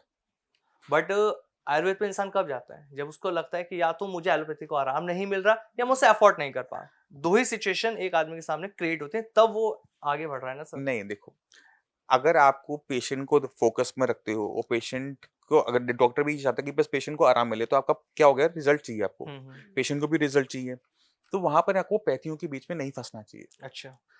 होम्योपैथी भी अच्छी है कुछ पार्ट्स में, कुछ पार्ट में आयुर्वेद अच्छा है, कुछ पार्ट में एलोपैथी अच्छी है। बिल्कुल। तो आपको ये समझना है कि पेशेंट का की जो हमने कंडीशन है उसे मैनेज करने के लिए कौन सा हथियार निकालना है।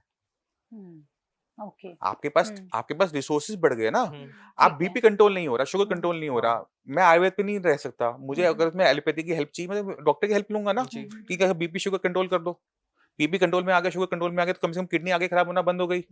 अब किडनी खराब होना आगे बंद हो गई तो ही तो किडनी अपने फंक्शन को बढ़ाएगी। बिल्कुल। दोनों काम साथ साथ कैसे हो सकते हैं? एक तरह से किडनी को नुकसान हो रहा है, एक तरह से आप इसको रिपेयर करना चाहते हो, तो एट द एंड ऐसा कंडीशन के अंदर रिजल्ट हमें मिलते ही नहीं है। तो पेशेंट को और डॉक्टर्स को समझना चाहिए कि बीपी जो है हमारा, वो नॉर्मल कंडीशन, नॉर्मल रहना चाहिए बिल्कुल, 120/80, 90 भी नहीं, नीचे वाला 80 रहना चाहिए डायसिस्टोलिक। शुगर जो लेवल्स हैं आपके, वो 180 के नीचे मेंटेन होने चाहिए, चाहे वो फास्टिंग हो, चाहे वो पीपी हो, चाहे वो रैंडम हो, क्योंकि उससे ऊपर जाने पे वो किडनी को नुकसान पहुंचा रहे हैं। उससे नीचे तो पहुंचा नहीं रहे ना, उससे नीचे मेंटेन कर लो, चाहे आयुर्वेद से करो, चाहे आप एलोपैथी से करो, चाहे आप होम्योपैथी से करो, मुझे फर्क नहीं पड़ता पर्सनल लेवल पे। मुझे वो एक बॉडी के अंदर वो सर्कमस्टांसेस क्रिएट करने होते हैं जहां पर किडनी अपने फंक्शंस को बढ़ाए। जी। अगर कोई भी चीज हम एक स्टेप को भी मिस कर जाएंगे ना, हमें रिजल्ट्स नहीं देखने को मिलेंगे। जी। अगर आज आप डॉक्टर पूरू धवन को बुला रहे हो ना, तो ये अप्रोच आज तक काम आई है। जी। इसी की वजह से आज आप श्रेयास का नाम सुनते हो कि SR institute of advance Ayurvedic sciences कुछ है, क्योंकि अप्रोच अपनी सही रखते हैं, पेशेंट हेल्प करता है, क्योंकि बीपी शुगर पेशेंट ने खुद चेक करना है। जी। घर पे मशीन रखो, चेक करो, अगर आपका बीपी बढ़ रहा है, शुगर बढ़ रहा है, फोन करो डॉक्टर्स को कि मेरा बीपी बढ़ रहा है, शुगर बढ़ रहा है, कुछ हेल्प करो। तो वहां पे पेशेंट का एक कॉन्टिन्यूस, हमें आपको एक फीडबैक चाहिए होता है, क्योंकि अगर फीडबैक प्रॉपर मिल रहा है तो हमारी मेडिसिन को बदलना, डालना, करना बहुत इजी हो जाता है। तो डायलिसिस की स्टेज क्या रहती है? अगर आपके पास कोई एलोपैथी के बाद लगातार कंटिन्यू ट्रीटमेंट करा रहा और उसको लगातार डायलिसिस भी ले रहा, बट फिर भी उसको रिलीफ नहीं मिल पा रहा, तो आप कैसे उसको ठीक कर सकते हैं? देखो, डायलिसिस कब शुरू होता है? डायलिसिस तब शुरू होता है जब किडनी के फंक्शन इतने गिर जाएं कि बॉडी की सर्वाइवल पे बात आ जाए। ठीक है। ठीक है, तो क्रिएटिनिन लेवल जब 8 को टच करना शुरू करता है तो डॉक्टर्स बोलते हैं कि अब आपकी डायलिसिस का टाइम आ गया है, अब आपको डायलिसिस आप शुरू करा। करो, जी। ठीक है।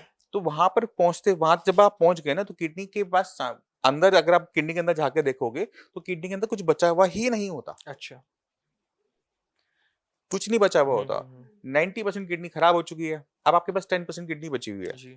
अब 10% किडनी से आप 20% तक का तो काम ले सकते हो, 100% का काम ले नहीं सकते। तो आपको क्या करना चाहिए होता है कि अब जो 10% है पहले तो उसे प्रिजर्व करो, ठीक है। उसको कोई नुकसान ना हो। तो बीपी शुगर कंट्रोल, हम्म, ठीक है। आपका जो डायलिसिस चल रहा है उसे चला के रखो, ठीक है। मान लो हफ्ते का एक चल रहा है ना, उसे मेंटेन करो। अब आपका काम क्या है कि अपनी किडनी पे काम करना। ठीक है। बीपी शुगर कंट्रोल किया, हम्म, किडनी की फंक्शनिंग बढ़ाई। अगर किडनी अपने फंक्शंस को बढ़ाती है हम्म, तो डायलिसिस आपका रुक जाएगा, अच्छा। ओके। ठीक है। अगर आप उसमें फेल हो जाते हो, बीपी शुगर बढ़ा रहता है, तो आपका डायलिसिस कॉन्टिन्यूसली लाइफ टाइम हो जाता है, या फिर ट्रांसप्लांट का ऑप्शन आपको ऑप्ट करना पड़ता है। जी। आपके पास दूसरा कोई ऑप्शन नहीं रह जाता। यानी लास्ट स्टेज में आकर भी ये हो सकता है कि 1-2% ऐसे चांसेस हो कि डायलिसिस ना कराया जाए 50%, 50%। लास्ट स्टेज में आके हमारे भी। पास 50%। अगर कोई पेशेंट डायलिसिस वाला आ रहा है तो हम्म 50% चांसेस लेके माइंड में रखे कि हम्म डॉक्टर साहब बंद करवा देंगे। 90% के ओके बाद ट्रांसप्लांट इंपॉर्टेंट है।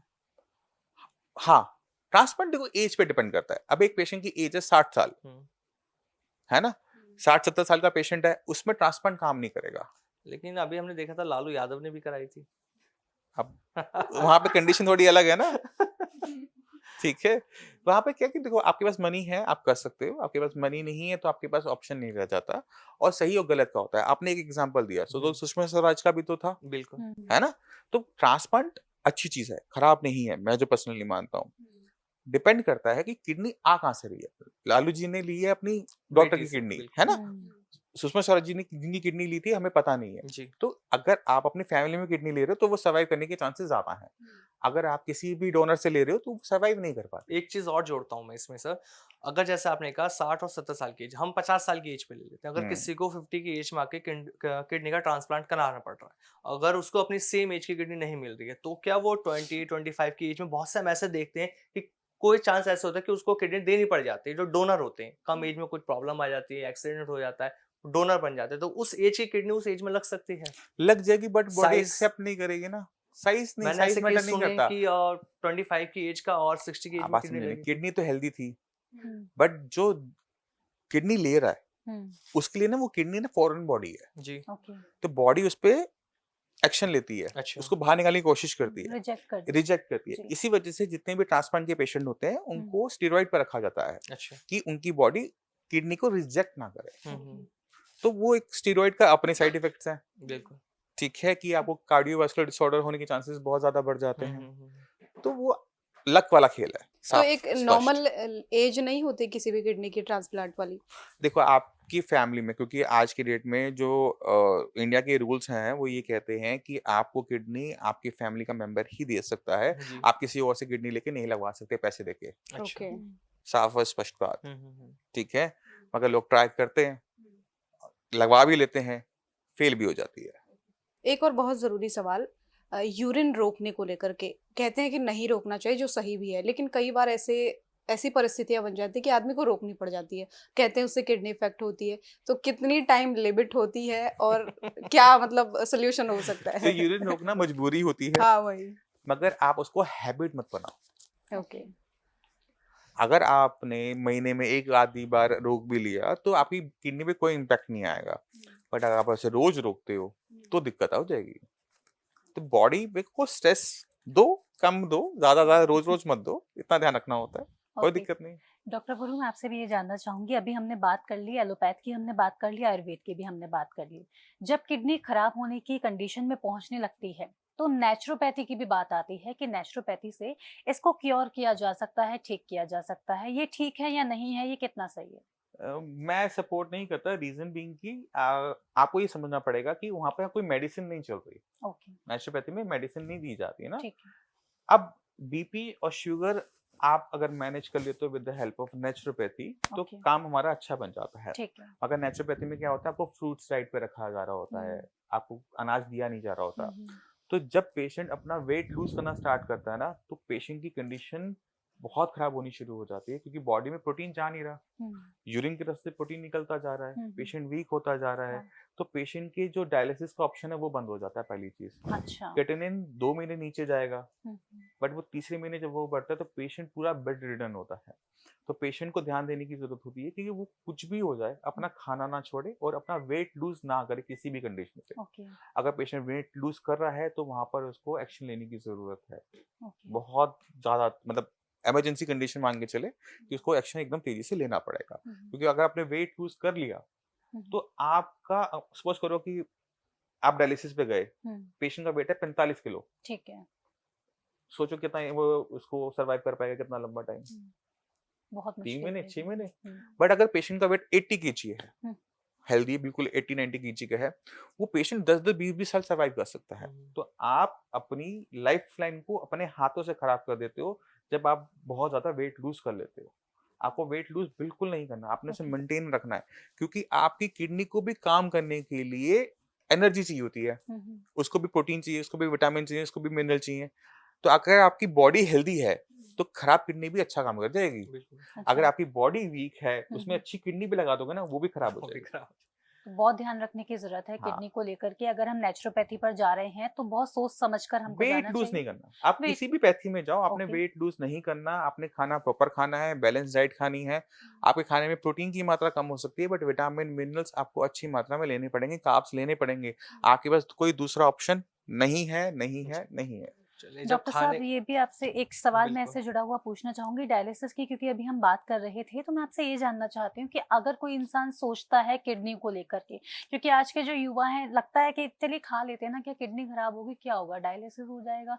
अब इस लेवल तक अगर हम सोच लेते हैं तो किडनी जब खराब होने लगती है तो क्या डायलिसिस लाइफ टाइम ही लेना पड़ता है या एक दो डायलिसिस से काम हो सकता पहले है? हमने पहुंचना है क्यों?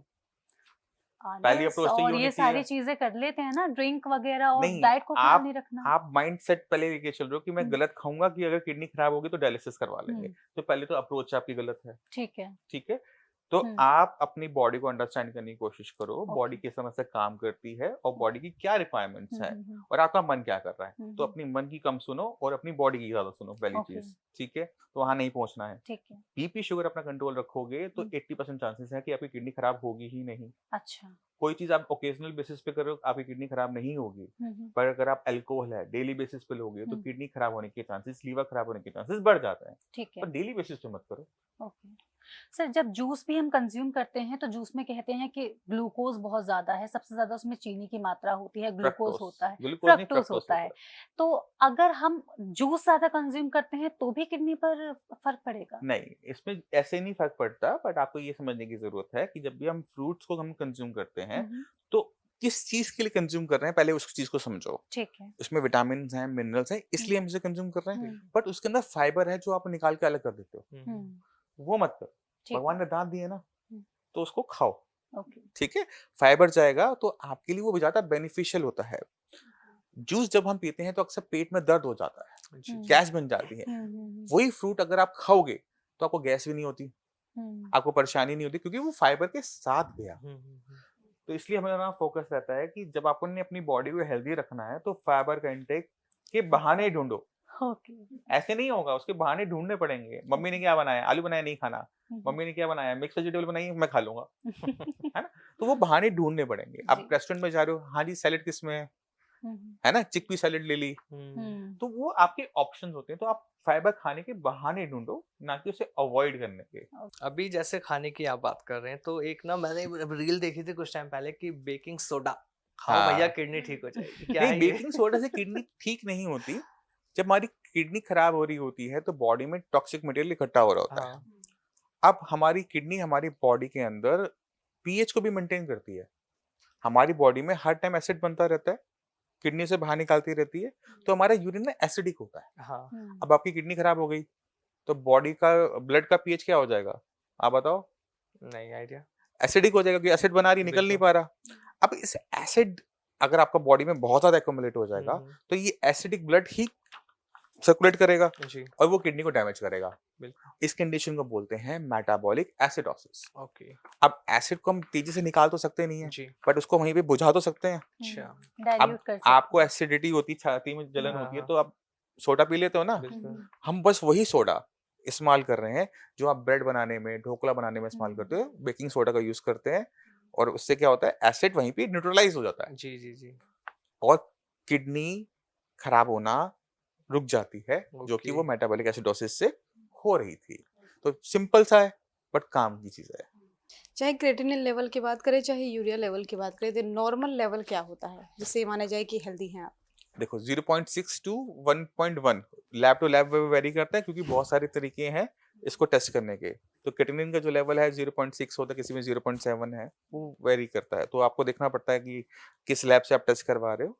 मेल फीमेल में भी फर्क होता है, फीमेल्स में थोड़ा सा कम होता है, मेल्स में थोड़ा सा ज्यादा होता है, क्योंकि मसल मास ज्यादा होता है, इस वजह से क्रेटिनिन की जो नॉर्मल वैल्यूज हैं वो अलग वेरी करती हैं। यूरिया के भी जो लेवल्स हैं वो यही है, 30-40 के आसपास ही है। ओके। कहते हैं कि जो किडनी का पेशेंट होता है उसे पानी कम पीना चाहिए, या फिर डॉक्टर्स भी कहते हैं कि पानी कम पियो।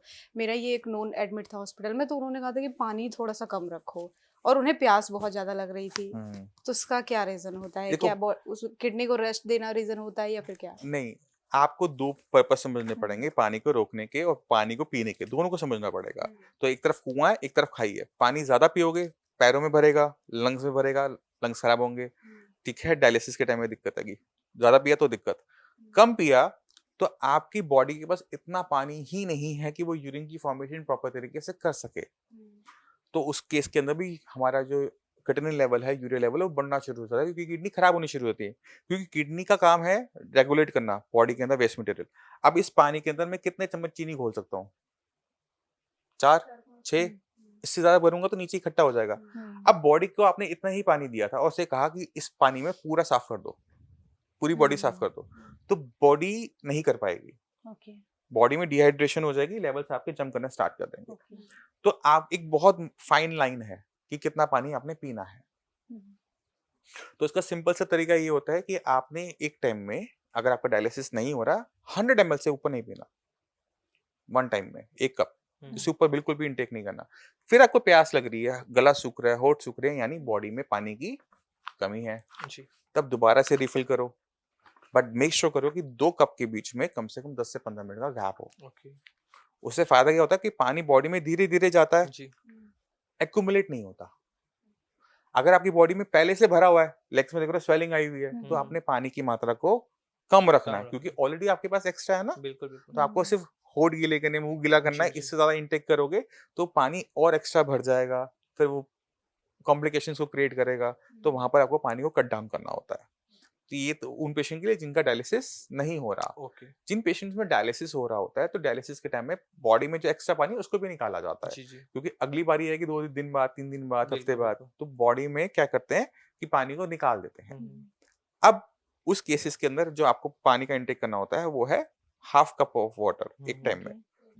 और सेम हम फंडामेंटली यूज करेंगे, 10-15 मिनट बाद फिर हम आधा कप ले सकते हैं, बट एक साथ खूब सारा पानी नहीं पीते। जी। अब दिन में कितने कप हमने पानी पी लिया, मैं उसको एडवाइस नहीं करता जी। कि आप उसे कंट्रोल करो कि 1 लीटर 1.25 लीटर, क्योंकि मैक्सिमम पेशेंट का काम ना कम से कम पानी में ऑटोमेटिक तरीके से हो जाता है। किडनी को इतना पानी मिल जाता है कि वो फ्लशिंग अच्छे से कर सके, जी। क्रेटिनिन लेवल भी डाउन हो जाए, यूरिया लेवल भी डाउन ठीक बना रहे, और आपकी बॉडी में कोई इम्पैक्ट, खराब इम्पैक्ट आता भी नहीं है। सर एक बार फिर से प्रोटीन पर आते हैं। अभी थोड़ी देर पहले हम बॉडी के प्रोटीन के बारे में बात कर रहे थे। अगर कोई किडनी पेशेंट है हाँ और उसकी बॉडी में प्रोटीन की मात्रा कम हो गई है, तो अब हाँ, उसे हम कैसे प्रोटीन की मात्रा दें? बढ़ाएं कैसे बॉडी? आपको 2 चीजें करनी पड़ेगी। एक तो आपको फूड में प्रोटीन की मात्रा बढ़ानी पड़ेगी, और और वो अगर उसको प्रोटीन वो होना शुगर भी चाहिए। है, हाँ, और अगर उसको शुगर भी है, तो शुगर का प्रोटीन से क्या लेना देना? फ्रूट किस तरीके से उसको देंगे फिर? नहीं, फूड तो देना ही पड़ेगा, फूड के बिना सर्वाइव कैसे करेंगे? और शुगर मेंटेन करते हुए खाना देना है, ये हम बात कर सकते हैं कि खाने के अंदर दालें अच्छी हों, दालें ऐसी हों जो जल्दी डाइजेस्ट हो जाएं। तो हमें क्या देना, मूंग की दाल देनी है, हम नहीं देंगे काली दाल, है ना। पंजाबी दालें नहीं खाएगा, मूंग की दाल खा लेगा। नॉन वेज नहीं देंगे, अब उसको घर का बना हुआ छेना दे सकते हैं। नॉन वेज मार्केट क्यों नहीं देंगे? नॉन वेज इसलिए नहीं देते क्योंकि उसमें प्रोटीन जो होता है वो कॉम्प्लेक्स प्रोटीन होता है, हैवी प्रोटीन होता है। अगर आपने कॉम्प्लेक्स हैवी प्रोटीन खाया तो वो पूरी बॉडी उसे एब्जॉर्ब नहीं कर पाती, और प्रोटीन को बॉडी में लगाने के लिए उसे छोटे छोटे हिस्सों में डिवाइड करना पड़ेगा, डाइजेशन से जाना पड़ेगा। अगर कोई चीज कॉम्प्लेक्स है, बड़ी है, उसे तोड़ रहे हो तो उसमें वेस्ट मटेरियल ज्यादा बनेगा। बिल्कुल। अब आपकी किडनी तो काम कर नहीं रही, तो एक्यूमुलेट हो जाएगा, तो नहीं चाहिए ना हमें वेस्ट मटेरियल। तो तो हम दालें वो ही वो बताइए वो फिर वो आप। खाएंगे जो जिसमें वेस्ट मटेरियल हमारा कम बने। तो दालें हैं, पनीर है, वो लिया जा सकता है। बाकी उसमें हम प्रोटीन पाउडर भी सजेस्ट कर सकते हैं डिपेंडिंग अपॉन कंडीशन क्या है। अब प्रोटीन आपकी बॉडी में कम क्यों हो रहा है वो इंपॉर्टेंट है।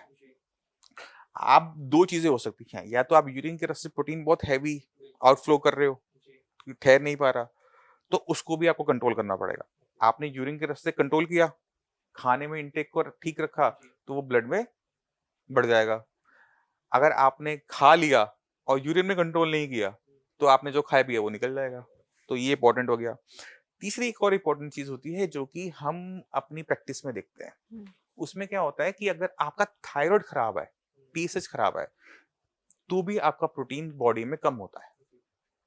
अब थायराइड जो हमारा हार्मोन है ना, ये बॉडी में मेटाबॉलिज्म को कंट्रोल कर रहा होता है, यानी आपने जो खाना खाया कैसे डाइजेस्ट होगा वो कंट्रोल कर रहा होता है। तो अगर थायराइड बिगड़ गया, आपका टीएसएच बढ़ गया, तो भी आपकी बॉडी में प्रोटीन की दिक्कत देखने को मिल जाती है, स्वेलिंग देखने को मिल जाती है। तो जब भी पेशेंट आता है, हम तो फिक्स थायराइड का टेस्ट करवाओ, ठीक है, यूरिन का टेस्ट करवाओ, कितना प्रोटीन लॉस हो रहा है, और उसको ना हर महीने देखना भी पड़ता है कि वो कम हुआ ये नहीं हुआ, प्रोटीन देते हुए।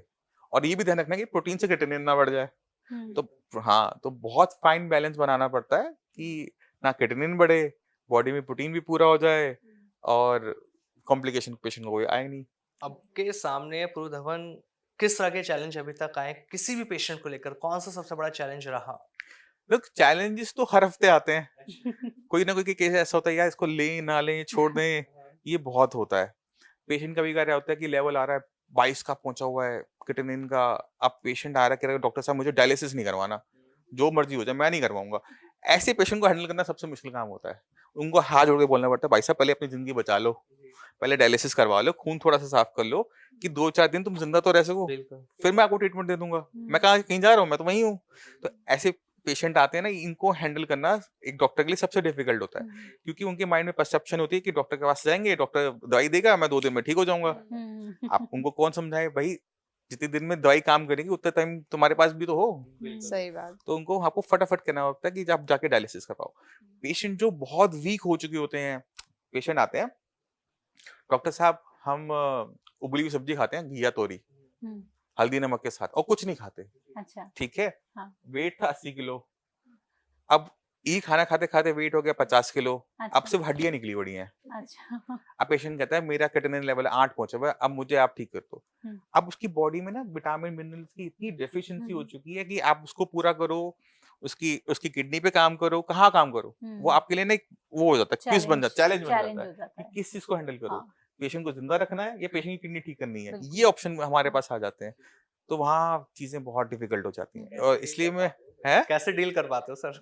वो उसमें हम काम कर पाते हैं कि पेशेंट्स को हम समझा देते हैं, पेशेंट को समझाते हैं कि तुम देखो, अगर आप जिंदा हो आप कुछ भी कर सकते हो, है ना, ट्रीटमेंट चलता रहता है, बट अगर आपकी बात आपके सर्वाइवल पर आ जाए ना, तो आपको पहले सर्वाइवल को देखना पड़ता है। किडनी का नंबर सेकेंडरी हो जाता है कि किडनी बाद में, पहले आप जिंदा रहो। तो ये कह सकते हैं कि अगर आयुर्वेद अपना रहे हैं तो जड़ से बीमारी को ठीक कर सकते हैं। देखो काम जड़ पे ही किया जाता है, जड़ पे BP काम किया जा रहा है, बट जड़ से खत्म कर सकते हैं। देखो जड़ से खत्म तब होगा जब किडनी रीजनरेट कर जाएगी। किडनी रीजनरेट करती नहीं है। किडनी अगर रीजनरेट कर जाए तो आप उसे जड़ से खत्म कर सकते हो। अब किडनी के अंदर हिस्सा मर गया, आप उसे जो मर्जी कर लो, जो मर्जी ताकत लगा लो, वो जिंदा नहीं हो सकती। तो आपको रहना तो उसी खराब किडनी के साथ रहना पड़ेगा और पूरी जिंदगी रहना पड़ेगा, बट आपने उसे खराब होने से और खराब होने से रोकना है। किडनी जितनी आपके पास बच जाए उसको हेल्दी कर सकते हैं। उसकी फंक्शनिंग बढ़ानी है ओके। कि वो क्रिएटिनिन यूरिया को बाहर निकालती रहे। तो जैसे आपका वो होता है ना कमजोर बच्चा, उसको बहुत ज्यादा पैम्परिंग की जरूरत होती है, बेटा खाना मिल जाएगा टाइम पे, पानी मिल जाएगा टाइम पे, वही करना पड़ता है उसके साथ। बीपी नहीं बढ़ाऊंगा, शुगर नहीं बढ़ाऊंगा, तो वो ध्यान रखना पड़ता है। तो अगर हम ये ध्यान रख लेते हैं, पेशेंट बेसिक समझ जाता है, तो हमारा काम बहुत आसान हो गया ना। पेशेंट आता है, चार्ट लेकर आता है, बीपी सर मेरा ओके, ऑल ओके, 100 में से 100 नंबर दे दो मेरे को। वो पेशेंट खजाने होते हैं। सर बीपी पे ही ना एक सारा काम खत्म हो गया ना। पेशेंट कहता है मेरा क्रिएटिनिन डाउन हो गया, हाँ। सर ये बीपी का चार्ट देखो, ये तो शुगर आपको का चार्ट देखो। सेटिस्फेक्शन भी मिलता होगा कि हाँ, हमारा मतलब पहली जो विजिट होती है उसमें टाइम लगता है। दूसरी विजिट में अगर पेशेंट समझदार है ना, आप में से लगा लो कि मुश्किल से 2 मिनट नहीं लगते। पेशेंट आके कहता है सर मेरा ये रहा बीपी का चार्ट, ये रहा शुगर का चार्ट, मैंने चेक कर लिया, ठीक है एक बार आप चेक कर लो। क्रिएटिनिन मेरा पहले 8 था, अब ये 4 हो गया। मैं कहा ठीक है, मेडिसिन रिपीट, जाओ। कुछ होता ही नहीं करने को। तो हमारा काम भी आसान हो गया, पेशेंट भी हैप्पी हो गया कि ठीक है, आई एम हेल्दी। वेट हम हर बार चेक करते हैं कि अगर आप 80 पे आए हो तो 80 प्लस हो जाए, 80 माइनस ना जाए। माइनस खतरनाक है। 79 नहीं, 79 आया, 78 आया और हम शुरू हो गए कि आप खाने में क्या खा रहे हो, क्या नहीं खा रहे हो, वो हम शुरू हो जाएंगे फिर। बीपी पे एक सवाल और ले लेता हूँ मैं आपसे। बीपी की जब प्रॉब्लम किसी को हो जाती है ना, हाई बीपी की, तो उसको डेली टैबलेट लेनी पड़ती है, वो बिना हाँ, टैबलेट के नहीं रह पाता। और बिल्कुल। जब ज्यादा लगातार कंटिन्यू टैबलेट खाते ना, सबसे पहले किडनी पे वो इफेक्ट कर लेते नहीं, बीपी का मेडिसिन का असर किडनी पे डायरेक्ट नहीं होता, डिपेंड करता है कि आप कौन सा सॉल्ट इनटेक कर रहे हो। ठीक है, अब बीपी जो है वो लाइफस्टाइल डिसऑर्डर है, हैं। यानी आपने गलत तरीके से खाना खाया था, झेलना है आपने जिंदगी। एक्सरसाइज नहीं करी, तो पहली इसकी वजह से आपको बीपी हुआ ना, या फिर तीसरा स्ट्रेस। ये 3 फैक्टर रहे होंगे, ये लाइफस्टाइल बिल्कुल डिसऑर्डर है बिल्कुल ट्रू। 3। तो आप उस पे काम करोगे ना, आप दवाई क्यों खाओगे? जैसे मान लो कि एक पेशेंट की एज है 35 साल, उसका बीपी हाई आ रहा है, एक डॉक्टर का क्या फर्ज बनता है या पेशेंट का क्या फर्ज बनता है? सबसे पहले अपने डाइट को ठीक करेगा। नहीं, पहले ये चेक करना है कि बीपी उसका लाइफस्टाइल से कितनी जल्दी मैनेजेबल है। अच्छा, ये टेस्ट में पता लगता है। पेशेंट डॉक्टर के एक्सपीरियंस से पता लगता है, ओके। हर चीज के टेस्ट नहीं होते। ठीक है, ये आपसे ही मैं जानता हूँ सर, में कैसे पता लगे एक अगर पर्सन आपके पास आ रहा है। देखो, उसमें हमें क्या करना पड़ेगा, बीपी कितना बढ़ा हुआ है वो देखना पड़ेगा। अगर हमें लगता है कि वहाँ पे मेडिसिन की ज़रूरत है, तो वहाँ पे मेडिसिन प्लेस कर दी जाए, या फिर वहाँ पर मेडिसिन प्लेस कर दी जाए आयुर्वेद की। हमें पता है कि लॉन्ग टर्म में कोई नुकसान होने वाला है नहीं, ठीक है? 5-10 पॉइंट तो नीचे ले ही आएगी। अगर मान लो उससे ज़्यादा है, तो वहाँ पर लाइट मेडिसिन सपोर्टिंग हमने डाल दी, ठीक है? होम्योपैथी बहुत अच्छा वर्क कर जाती है, क्योंकि आपको ये भी देखना पड़ता है कि बीपी ओरिजिनेट कहाँ से हो रहा है। हमारी बॉडी में 3 ऑर्गन हैं जो बीपी कंट्रोल करते हैं, आपका ब्रेन, आपका हार्ट और आपकी किडनीज़। इश्यू कहाँ पर है? तो उसके हिसाब से फिर मेडिसिन दी जाती है, मेडिसिन को प्लेस किया जाता है। अब बीपी की आपको आपको स्ट्रेस बना हुआ है, आपका बीपी हाई है, आप खा रहे हो हार्ट के लिए मेडिसिन कि मेरा हार्ट स्लो डाउन हो जाए, मेरा बीपी कंट्रोल में आ जाए, तो काम तो कर जाएगा, बट कब तक? है ना? अब आपको स्ट्रेस है, स्ट्रेस को तो रिलीव करना ही पड़ेगा ना, वरना आज बीपी बचा लिया, कल को कुछ और खराब होगा। तो आपको ये समझना पड़ता है कि आयुर्वेद की ना अप्रोच बहुत सिंपल सी है। पहले आइडेंटिफाई करो जड़ क्या है, आइडेंटिफिकेशन, फिर उसकी रेक्टिफिकेशन, उसको वहां से हटाओ। स्ट्रेस है, स्ट्रेस हटाओ। कार्डिक इशू है तो उसको उस पे काम करो, बीपी है उसको सॉल्व करो। तो आपको हमेशा आयुर्वेद के प्रिंसिपल के हिसाब से बिल्कुल उसके रूट कॉज पे जाना पड़ता है और वहीं पे काम करना पड़ता है। अगर आप वो नहीं करते, कोई भी पैथी इसको मतलब इग्नोर करता है, तो वो जो ट्रीटमेंट होता है वो सिम्टोमेटिक होता है। यानी मैंने मेडिसिन दी, कंट्रोल में आया, कल फिर जरूरत पड़ेगी मैं कल दूंगा, तो वो क्योर नहीं होता। क्योर तब है जब उसकी जड़ को वहां से रिमूव कर दिया जाए। एक और बहुत ही ज़रूरी क्वेश्चन है जो हम ज़्यादातर इग्नोर करते हैं। हमें सर दर्द होता है या पेट दर्द होता है या पैर दर्द होता है, हम पेन किलर खा लेते हैं, कोई सी भी दवाई खा लेते हैं, फिर बार बार रिपीट होती है, हम ऐसा ही करते हैं। तो ये इग्नोर करना कब तक सही है? क्या पहली बार में ही डॉक्टर के पास चले जाना चाहिए, या कभी कभी ये चीज़ें नॉर्मल भी होती है, चलो दवाई खा के खत्म? देखो, 2 टाइप की हमें सबसे बड़ा दिक्कत देखने को मिलती है, क्योंकि जब आप पेन किलर ज़्यादा खा लेते हो, टेक्लोफेनेक या निमोसिलिड हो गई, तो उनका ना किडनी पे डायरेक्ट इम्पैक्ट है, ठीक है? तो अगर आप उसे इनटेक करोगे तो किडनी या किडनी, लीवर इन सब पे इम्पैक्ट आएगा। तो आपको ये समझना है कि आपको वो चीज़ हो क्यों रही है? जैसे आपको हेडेक हो रहा है, आप हेडेक के लिए खा रहे थे, अब आपको हेडेक आईसाइट की वजह से हो रहा है या बीपी की वजह से हो रहा है? आपको वो रूल आउट करना पड़ेगा। अब आपको चश्मा लगा हुआ है, आप पहनते नहीं हो, आपका सिर दर्द बना रहता है, आप गोली खा लेते हो, ठीक हो जाता है, अगले दिन फिर दोबारा से हेडेक बन जाएगा। तो आपको स्पेक्स है तो पहनो, तो हेडेक होगा नहीं, गोली खानी पड़ेगी नहीं, बीमार पड़ोगे नहीं, उसके साइड इफेक्ट देखने को मिलेंगे नहीं, ठीक है? इसी तरह से बीपी की दिक्कत है, बीपी की वजह से आपको हेडेक हो रहा है, तो बीपी को ठीक करने के लिए टेम्परेरी बेसिस पे मेडिसिन स्टार्ट कर सकते हो। सेफर साइड जाते हुए आप आयुर्वेद का यूज़ कर लो, ठीक है? आप होम्योपैथी का यूज़ कर लो, दोनों बहुत सेफ है। एलोपैथी कंपैरेटिव में बहुत सेफ है। आप उसको स्टार्ट करते हो, आपका मैनेजमेंट हो गया, ठीक है। नहीं हुआ तो लास्ट ऑप्शन आप एलोपैथी अपने हाथ में रख लो कि मैं इसको भी टेम्परेरी बेसिस पे शुरू करते हैं और अपने लाइफस्टाइल को चेंज करना शुरू करो। खाने में देखो क्या खा रहे हो, ठीक है? खाने में आप भुजिया, अचार, पापड़ ये तो नहीं ज़्यादा खा रहे कि सॉल्ट इंटेक ज़्यादा कर जाते हो, शूट अप कर जाता है, तो आपको वो देखना पड़ेगा। वेट देखना पड़ेगा कि आपका वेट बहुत ज़्यादा तो नहीं है। आपका वज़न है 100 किलो, अब आप उम्मीद लगाओ कि मैं खाने को बदल के इससे मेरा काम बन जाएगा, ऐसा भी नहीं है। तो आपको अपने वेट पे काम करना पड़ेगा। आप ये देखो कि आपकी लाइफ़स्टाइल क्या चल रही है, पूरे दिन बैठे रहते हो, तो वो गलत है। उसको ठीक करने के लिए आपको अपनी लाइफ़स्टाइल को बदलना है, तो कोई स्पोर्ट्स जॉइन कर लो। आपका वज़न ज़्यादा है, स्विमिंग जॉइन कर लो। कुछ ना कुछ तो करना पड़ेगा। अब स्ट्रेस की वजह से हो रहा है, आपको हेडेक बन रहा है, तो आपको वहां काम करना पड़ेगा। तो आपको ये समझना है कि वो प्रॉब्लम आपको आ क्यों रही है, क्योंकि बॉडी आपको सिग्नल दे रही है कि कुछ ना कुछ तो गलत कर रहे हो। क्या गलत कर रहे हो वो आपको आइडेंटिफाई करना होता है, डॉक्टर ने आइडेंटिफाई करना होता है और उस पे काम करना होता है। मेडिसिन साथ साथ चलती रहती हैं, जैसे ही वो रूट कॉज हटता है मेडिसिन भी बंद। तो जैसे मान लीजिए माइग्रेन आपको डॉक्टर ने बताया, तो माइग्रेन के लिए कौन सा पैथी बेस्ट रहता है, एलोपैथी कहें जो चाहे सूट कर जाए। तो सारे ट्राई करें मतलब। नहीं नहीं, आपको ट्राई नहीं करना होता, आपको ये समझना पड़ता है कि माइग्रेन जो है, माइग्रेन में आपको पेन हो रहा है तो आपको पेन किलर लेना पड़ेगा, क्योंकि बहुत सिवियर पेन होता है। ठीक है, अब आपको माइग्रेन हो रहा है, माइग्रेन में जो इसका ओरिजिनेट हम मानते हैं कि कहाँ से ओरिजिन होती है, उसको आपको आपकी इंटेस्टाइन, गट और मेटाबॉलिज्म से ही इसको बताया गया है आयुर्वेद में भी। और इस पर भी रिसर्च हुई है, जहाँ पर मॉडर्न साइंस ने भी माना है कि माइग्रेन जो पेन है वो आपको हो हेड में रहा है, बट इसका जो ओरिजिन है वो आपका इंटेस्टाइन्स, आपका जीआईटी ट्रैक ही है। ठीक है, अब आप चाय का इंटेक करते हो, चाय आपको सूट नहीं करती, तो हो सकता है कि उसकी वजह से आपको माइग्रेन बन जाता है। पर डॉक्टर गुरु बहुत से लोग तो कहते हैं सर दर्द हो रहा है चाय चाय तो पी ठीक लो हो और सही हो जाएगा। जाता है। नहीं देखो, उसमें क्या है, चाय के अंदर हाँ, दूध है, हाँ। दूध आपको सूट करता है, वेल एंड गुड। सूट नहीं करता तो वो आपको गैस बनाएगा। ओके। ठीक है, तो वो आपको आइडेंटिफाई करना पड़ता है, क्योंकि हमने इस पॉडकास्ट की शुरुआत में भी कहा था कि हर बॉडी दूसरी बॉडी से अलग है। अलग है बिल्कुल। तो जो चीज आपको सूट करती है वो जरूरी नहीं है सबको सूट करे। हम्म, जैसे हर किसी के अपने दोस्त होते हैं, किसी का दूसरे का दोस्त आपका दोस्त बन जाए वो जरूरी नहीं होता। हाँ, इसी तरह से खाने के साथ भी है। तो ओके, आपको अपने खाने में जो अपने दोस्त होते हैं कि मुझे एप्पल पसंद है, या फिर वो आपको सिलेक्ट करने पड़ते हैं, ओके। ऑप्शन नहीं है आपके तो पास। जो लोग ये कहते हैं कि चाय पिला दो और मेरा सर दर्द ठीक हो जाएगा, उनके लिए शायद फीवर में काम कर रही है ये चाय। डिपेंड करता है ना वो हेडेक हो क्यों रहा है। ओके। अब उन्होंने चाय पी सो गए, तो वो अच्छा, सोने से उनको आराम मिला ना कि चाय से चाय से मिला, नहीं मिला। ओके। है ना। हाँ। अब उनको आईसाइट का हो रहा था, आंटी हम्म, जी वो अपना सुई धागा वाला काम कर रही थी, और सुई डाल बारीकी वाला काम किया, आंखों हम्म, में दर्द हुआ, सिर में दर्द हुआ, हम्म, चाय पी, सो गई, ठीक हो गया। तो आप चश्मा बनवाओ, स्पेक्स बिल्कुल। लगाओ। अब बीपी आपका शूटअप हुआ, घर में लड़ाई हुई थी, हम्म, बीपी शूटअप कर गया।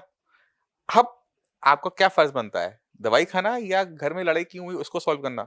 दोनों, दोनों। दोनों बनता है। हाँ, रोज रोज ना हो, है सही ना। बात है। और मेडिसिन से हाँ ठीक है मैनेज कर लिया उसको। डॉक्टर पुरु ये भी कहते हैं कि किडनी बीन जिसे हम राजमा के नाम से जानते हैं वो किडनी के लिए बहुत अच्छा नहीं होता नहीं, है। ऐसा कुछ नहीं है, बिल्कुल गलत है ये तो। अच्छा, ये ये आयुर्वेद के कॉन्सेप्ट सुने हुए नहीं, हैं। आयुर्वेद के कंसेप्ट गलत सुने हुए हैं आपने, जिससे भी सुने हैं आपने, अच्छा। उनको चेंज करने की जरूरत है। बहुत यूनिक सा सुना है। राजमा कोई रिलेशनशिप नहीं है कि किडनी के साथ, शेप दोनों की सेम है तो इसलिए हम किडनी बीन्स बोल देते हैं, बट इससे ज्यादा कोई रिलेशनशिप नहीं है। खाने का मैंने समझाया ना, डायरेक्ट कभी भी नहीं है, इनडायरेक्ट बहुत है। आपने खाने में नमक खाया, बीपी बढ़ गया, आपने खाने में शुगर ज्यादा इंटेक करी, शुगर बढ़ गई, उसका इम्पैक्ट आएगा किडनी पे। किडनी पे कोई भी चीज डायरेक्ट तो पहुंचती नहीं ना, डाइजेशन के बाद पहुंचती है। और अगर आपका खाना हेल्दी नहीं है तो आप जो मर्जी ताकत लगा लो, मुश्किल हो जाता है, बॉडी को हेल्दी रखना मुश्किल हो जाता है। सर समर चल रहे हैं, आम लोगों को बहुत पसंद आते हैं, किडनी पेशेंट क्या आम खा सकता है? यार तुम ये आखिरी अब क्वेश्चन नहीं है अभी- मेरा बस आपसे पॉडकास्ट का। पता है ये आम पे लेके ना पेशेंट से लड़ाइयां हो जाती है। पेशेंट आता है यूपी से, जी। उसके होते हैं आम के बाग, हाँ। है वो कह रहे हैं, मेरे आम के बाग है, मैं आम ना खाऊं। और सुबह उठते ही चाहिए उन्हें तो। हाँ, अब वहां पे ना पेशेंट को संभालना, समझाना एक जी। और बड़ा टास्क हो जाता है। मैंने कहा आपके आम के बाग हैं, आप बेचो, खाओ हाँ। नहीं। आम में क्या होता है कि जितने भी फ्रूट्स होते हैं सिट्रिक, चाहे आपका वो कीनू हो, ऑरेंजेस हो, मैंगोज हो, ग्रेप्स हो, जितने भी खट्टे फल है ना, हाँ, इनके ना नेचुरल तरीके से एस्कॉर्बिक एसिड, सिट्रिक एसिड की मात्रा ज्यादा है। ओके। उधर आप सोडा की गोली खा रहे हो कि हाँ। किडनी खराब बनाओ, इधर से आप खट्टा खा रहे हो टेस्ट के लिए। तो होता ही है कि जो हम मेडिसिन खा रहे होते हैं सोडियम बाइकार्बोनेट की, ओके। वो उस खटास को न्यूट्रलाइज कर रही होती है, ब्लड के एसिड तक पहुंच ही नहीं पाती। वहां पे हमारी प्रॉब्लम क्रिएट हो जाती है कि ओके। आपने मेडिसिन दी, वो काम ही नहीं करी और कंडीशन किडनी की खराब हो गई, स्पीड से खराब हो गई। आप रफली मान के चलो कि साल में एक पेशेंट ऐसा आता है जिसको आम लिखा हुआ है कि नहीं खाना, हाँ, वो फिर भी खा खाएगा। रहा और क्यों खाएगा? क्योंकि आम मीठा था, है। जी। मैंने उनको खिलाया तो उन्होंने कहा मीठा है इसलिए मैंने खा लिया। खट्टा और नहीं था। लेवल ऐसे जंप करते हैं, जैसे लेवल 2 था वो सीधा 6, ओह, 8। इतना खतरनाक है। हाँ, आपने एक बार मैंगो खाया और चांसेस हैं कि आपकी किडनी पे उसका बहुत इम्पैक्ट होगा। और सर्दियों में भी एक केस बहुत होता है, वो है क्या? गुड़ वाले। अच्छा। पेशेंट बिल्कुल ठीक-ठाक चल रहा था। जी। पेशेंट को पता नहीं क्या हुआ कि मैं गुड़ शक्कर खा लूँ अपना सर्दियों हाँ, का। सर्दियों में और वो खाता है और वो सीधा हॉस्पिटल पहुँच जाता है क्योंकि पोटेशियम के लेवल ऐसे शूट अप करते हैं जी। कि डॉक्टर के पास ऑप्शन नहीं बचता कि पेशेंट के डायलिसिस के अलावा ओह! कि पोटेशियम डाउन करने के लिए डायलिसिस करवाओ वरना पेशेंट चला जाएगा। तो लोग ऐसी 2 चीज़ें खतरनाक है, मैंगोस और और गुड़। एक गुड़, सर्दियों तो में ये गुड़। जो भी हाँ। पॉडकास्ट देख रहा है उन्हें खास तौर पर ध्यान रखना, अगर किडनी की बीमारी है तो गर्मियों में आम और सर्दियों में गुड़ नहीं गुड़, खाना। हाँ। नहीं बाकी चीज़ों पे भी बहुत ध्यान रखना होता है। सिट्रिक्स जितने भी फ्रूट हैं, ऑरेंजेस हैं, आपके ग्रेप्स हो गए, नहीं खाने। डॉक्टर साहब ने जो बताया है वो नहीं खाना है। मेरे से पूछो क्यों? हाँ। नेट पे सर्च करो, अपनी पढ़ाई पक्की करो, फिर मन करे ना खाने का तब खाना। तो क्या है ना, अब क्या है, अब जानबूझ के की हुई गलती है, तो आप किसी की तरफ उँगली नहीं उठा पाओगे। आपको पता है कि आपने गलती की थी, अब जो भुगतान कर रहे हो आप खुद अपनी गलतियों की वजह से कर रहे हो। हाँ बिल्कुल। तो अगर आपका कुछ भी ऐसे खाने का मन है, तो कृपा करके अपनी आर&डी, मेरी आर&डी दोनों को यूज़ कर लो, फिर उसके बाद उस पे एक्शन लेना, खाना है या नहीं खाना, नहीं खा पाओगे। सर, आखिर में आप हमारे व्यूअर्स के लिए क्या मैसेज देना चाहेंगे इस पॉडकास्ट में? देखो हमने शुरुआत की थी इस पॉडकास्ट की हेल्दी रहने से, तो उसी को रिवाइज करते हैं हाँ। और हेल्दी कैसे रहना है उसको हम अंडरस्टैंड करने की कोशिश करते हैं। तो 2 हेल्थ है हमारी, फिजिकल हेल्थ और मेंटल हेल्थ, दोनों पे काम करना है, एक साथ करना है और दोनों को आपस में ऐसा करना है कि आप फिजिकल कर रहे हो बट मेंटल हेल्थ अपने आप अच्छी चल रही है। तो वो है आपकी हॉबीज, स्पोर्ट्स, उसको आप ज्वाइन करो, उसको आप करो, खाना हेल्दी खाओ, वैरायटी ऑफ फूड रखो, किसी फिक्स डाइट पे मत रहो कि मैंने सिर्फ मिलेट्स खाने, मैंने अनाज नहीं खाना, मैंने गेहूं नहीं खानी, ऐसा मत करो। 30 से 40 टाइप की वेजिटेबल एंड फ्रूट आप इनटेक करो और जितने आप हैप्पी रहोगे, जितने आप स्ट्रेसफुल लाइफ से दूर रहोगे, उतना आपके लिए अच्छा है। और लाइफ में अपनी हेल्थ को प्रायोरिटी पे रखो। लोग क्या करते हैं, पैसे को प्रायोरिटी पे रख लेते हैं, काम को प्रायोरिटी पे रख लेते हैं, हाँ तो उसको बिल्कुल। एक स्टेप नीचे, सिर्फ एक स्टेप नीचे, आप सुबह उठे, अपनी हेल्थ पे काम किया, फिर जो मर्जी करो, शाम को अपना दोबारा से हेल्थ पे आ जाओ। अगर आप ये सारी चीजें कर लेते हो तो आप बीमार पड़ोगे ही नहीं, मेरे पास आना ही नहीं पड़ेगा। अच्छा रहेगा ना। थैंक यू सर, बहुत मजा आया इस पॉडकास्ट में आपके साथ। जो भी मिथ्स है वो क्लियर हुए और हेल्दी लाइफस्टाइल कैसे जीना वो आपने हमें बताया। Thanks for coming sir, thank you so much.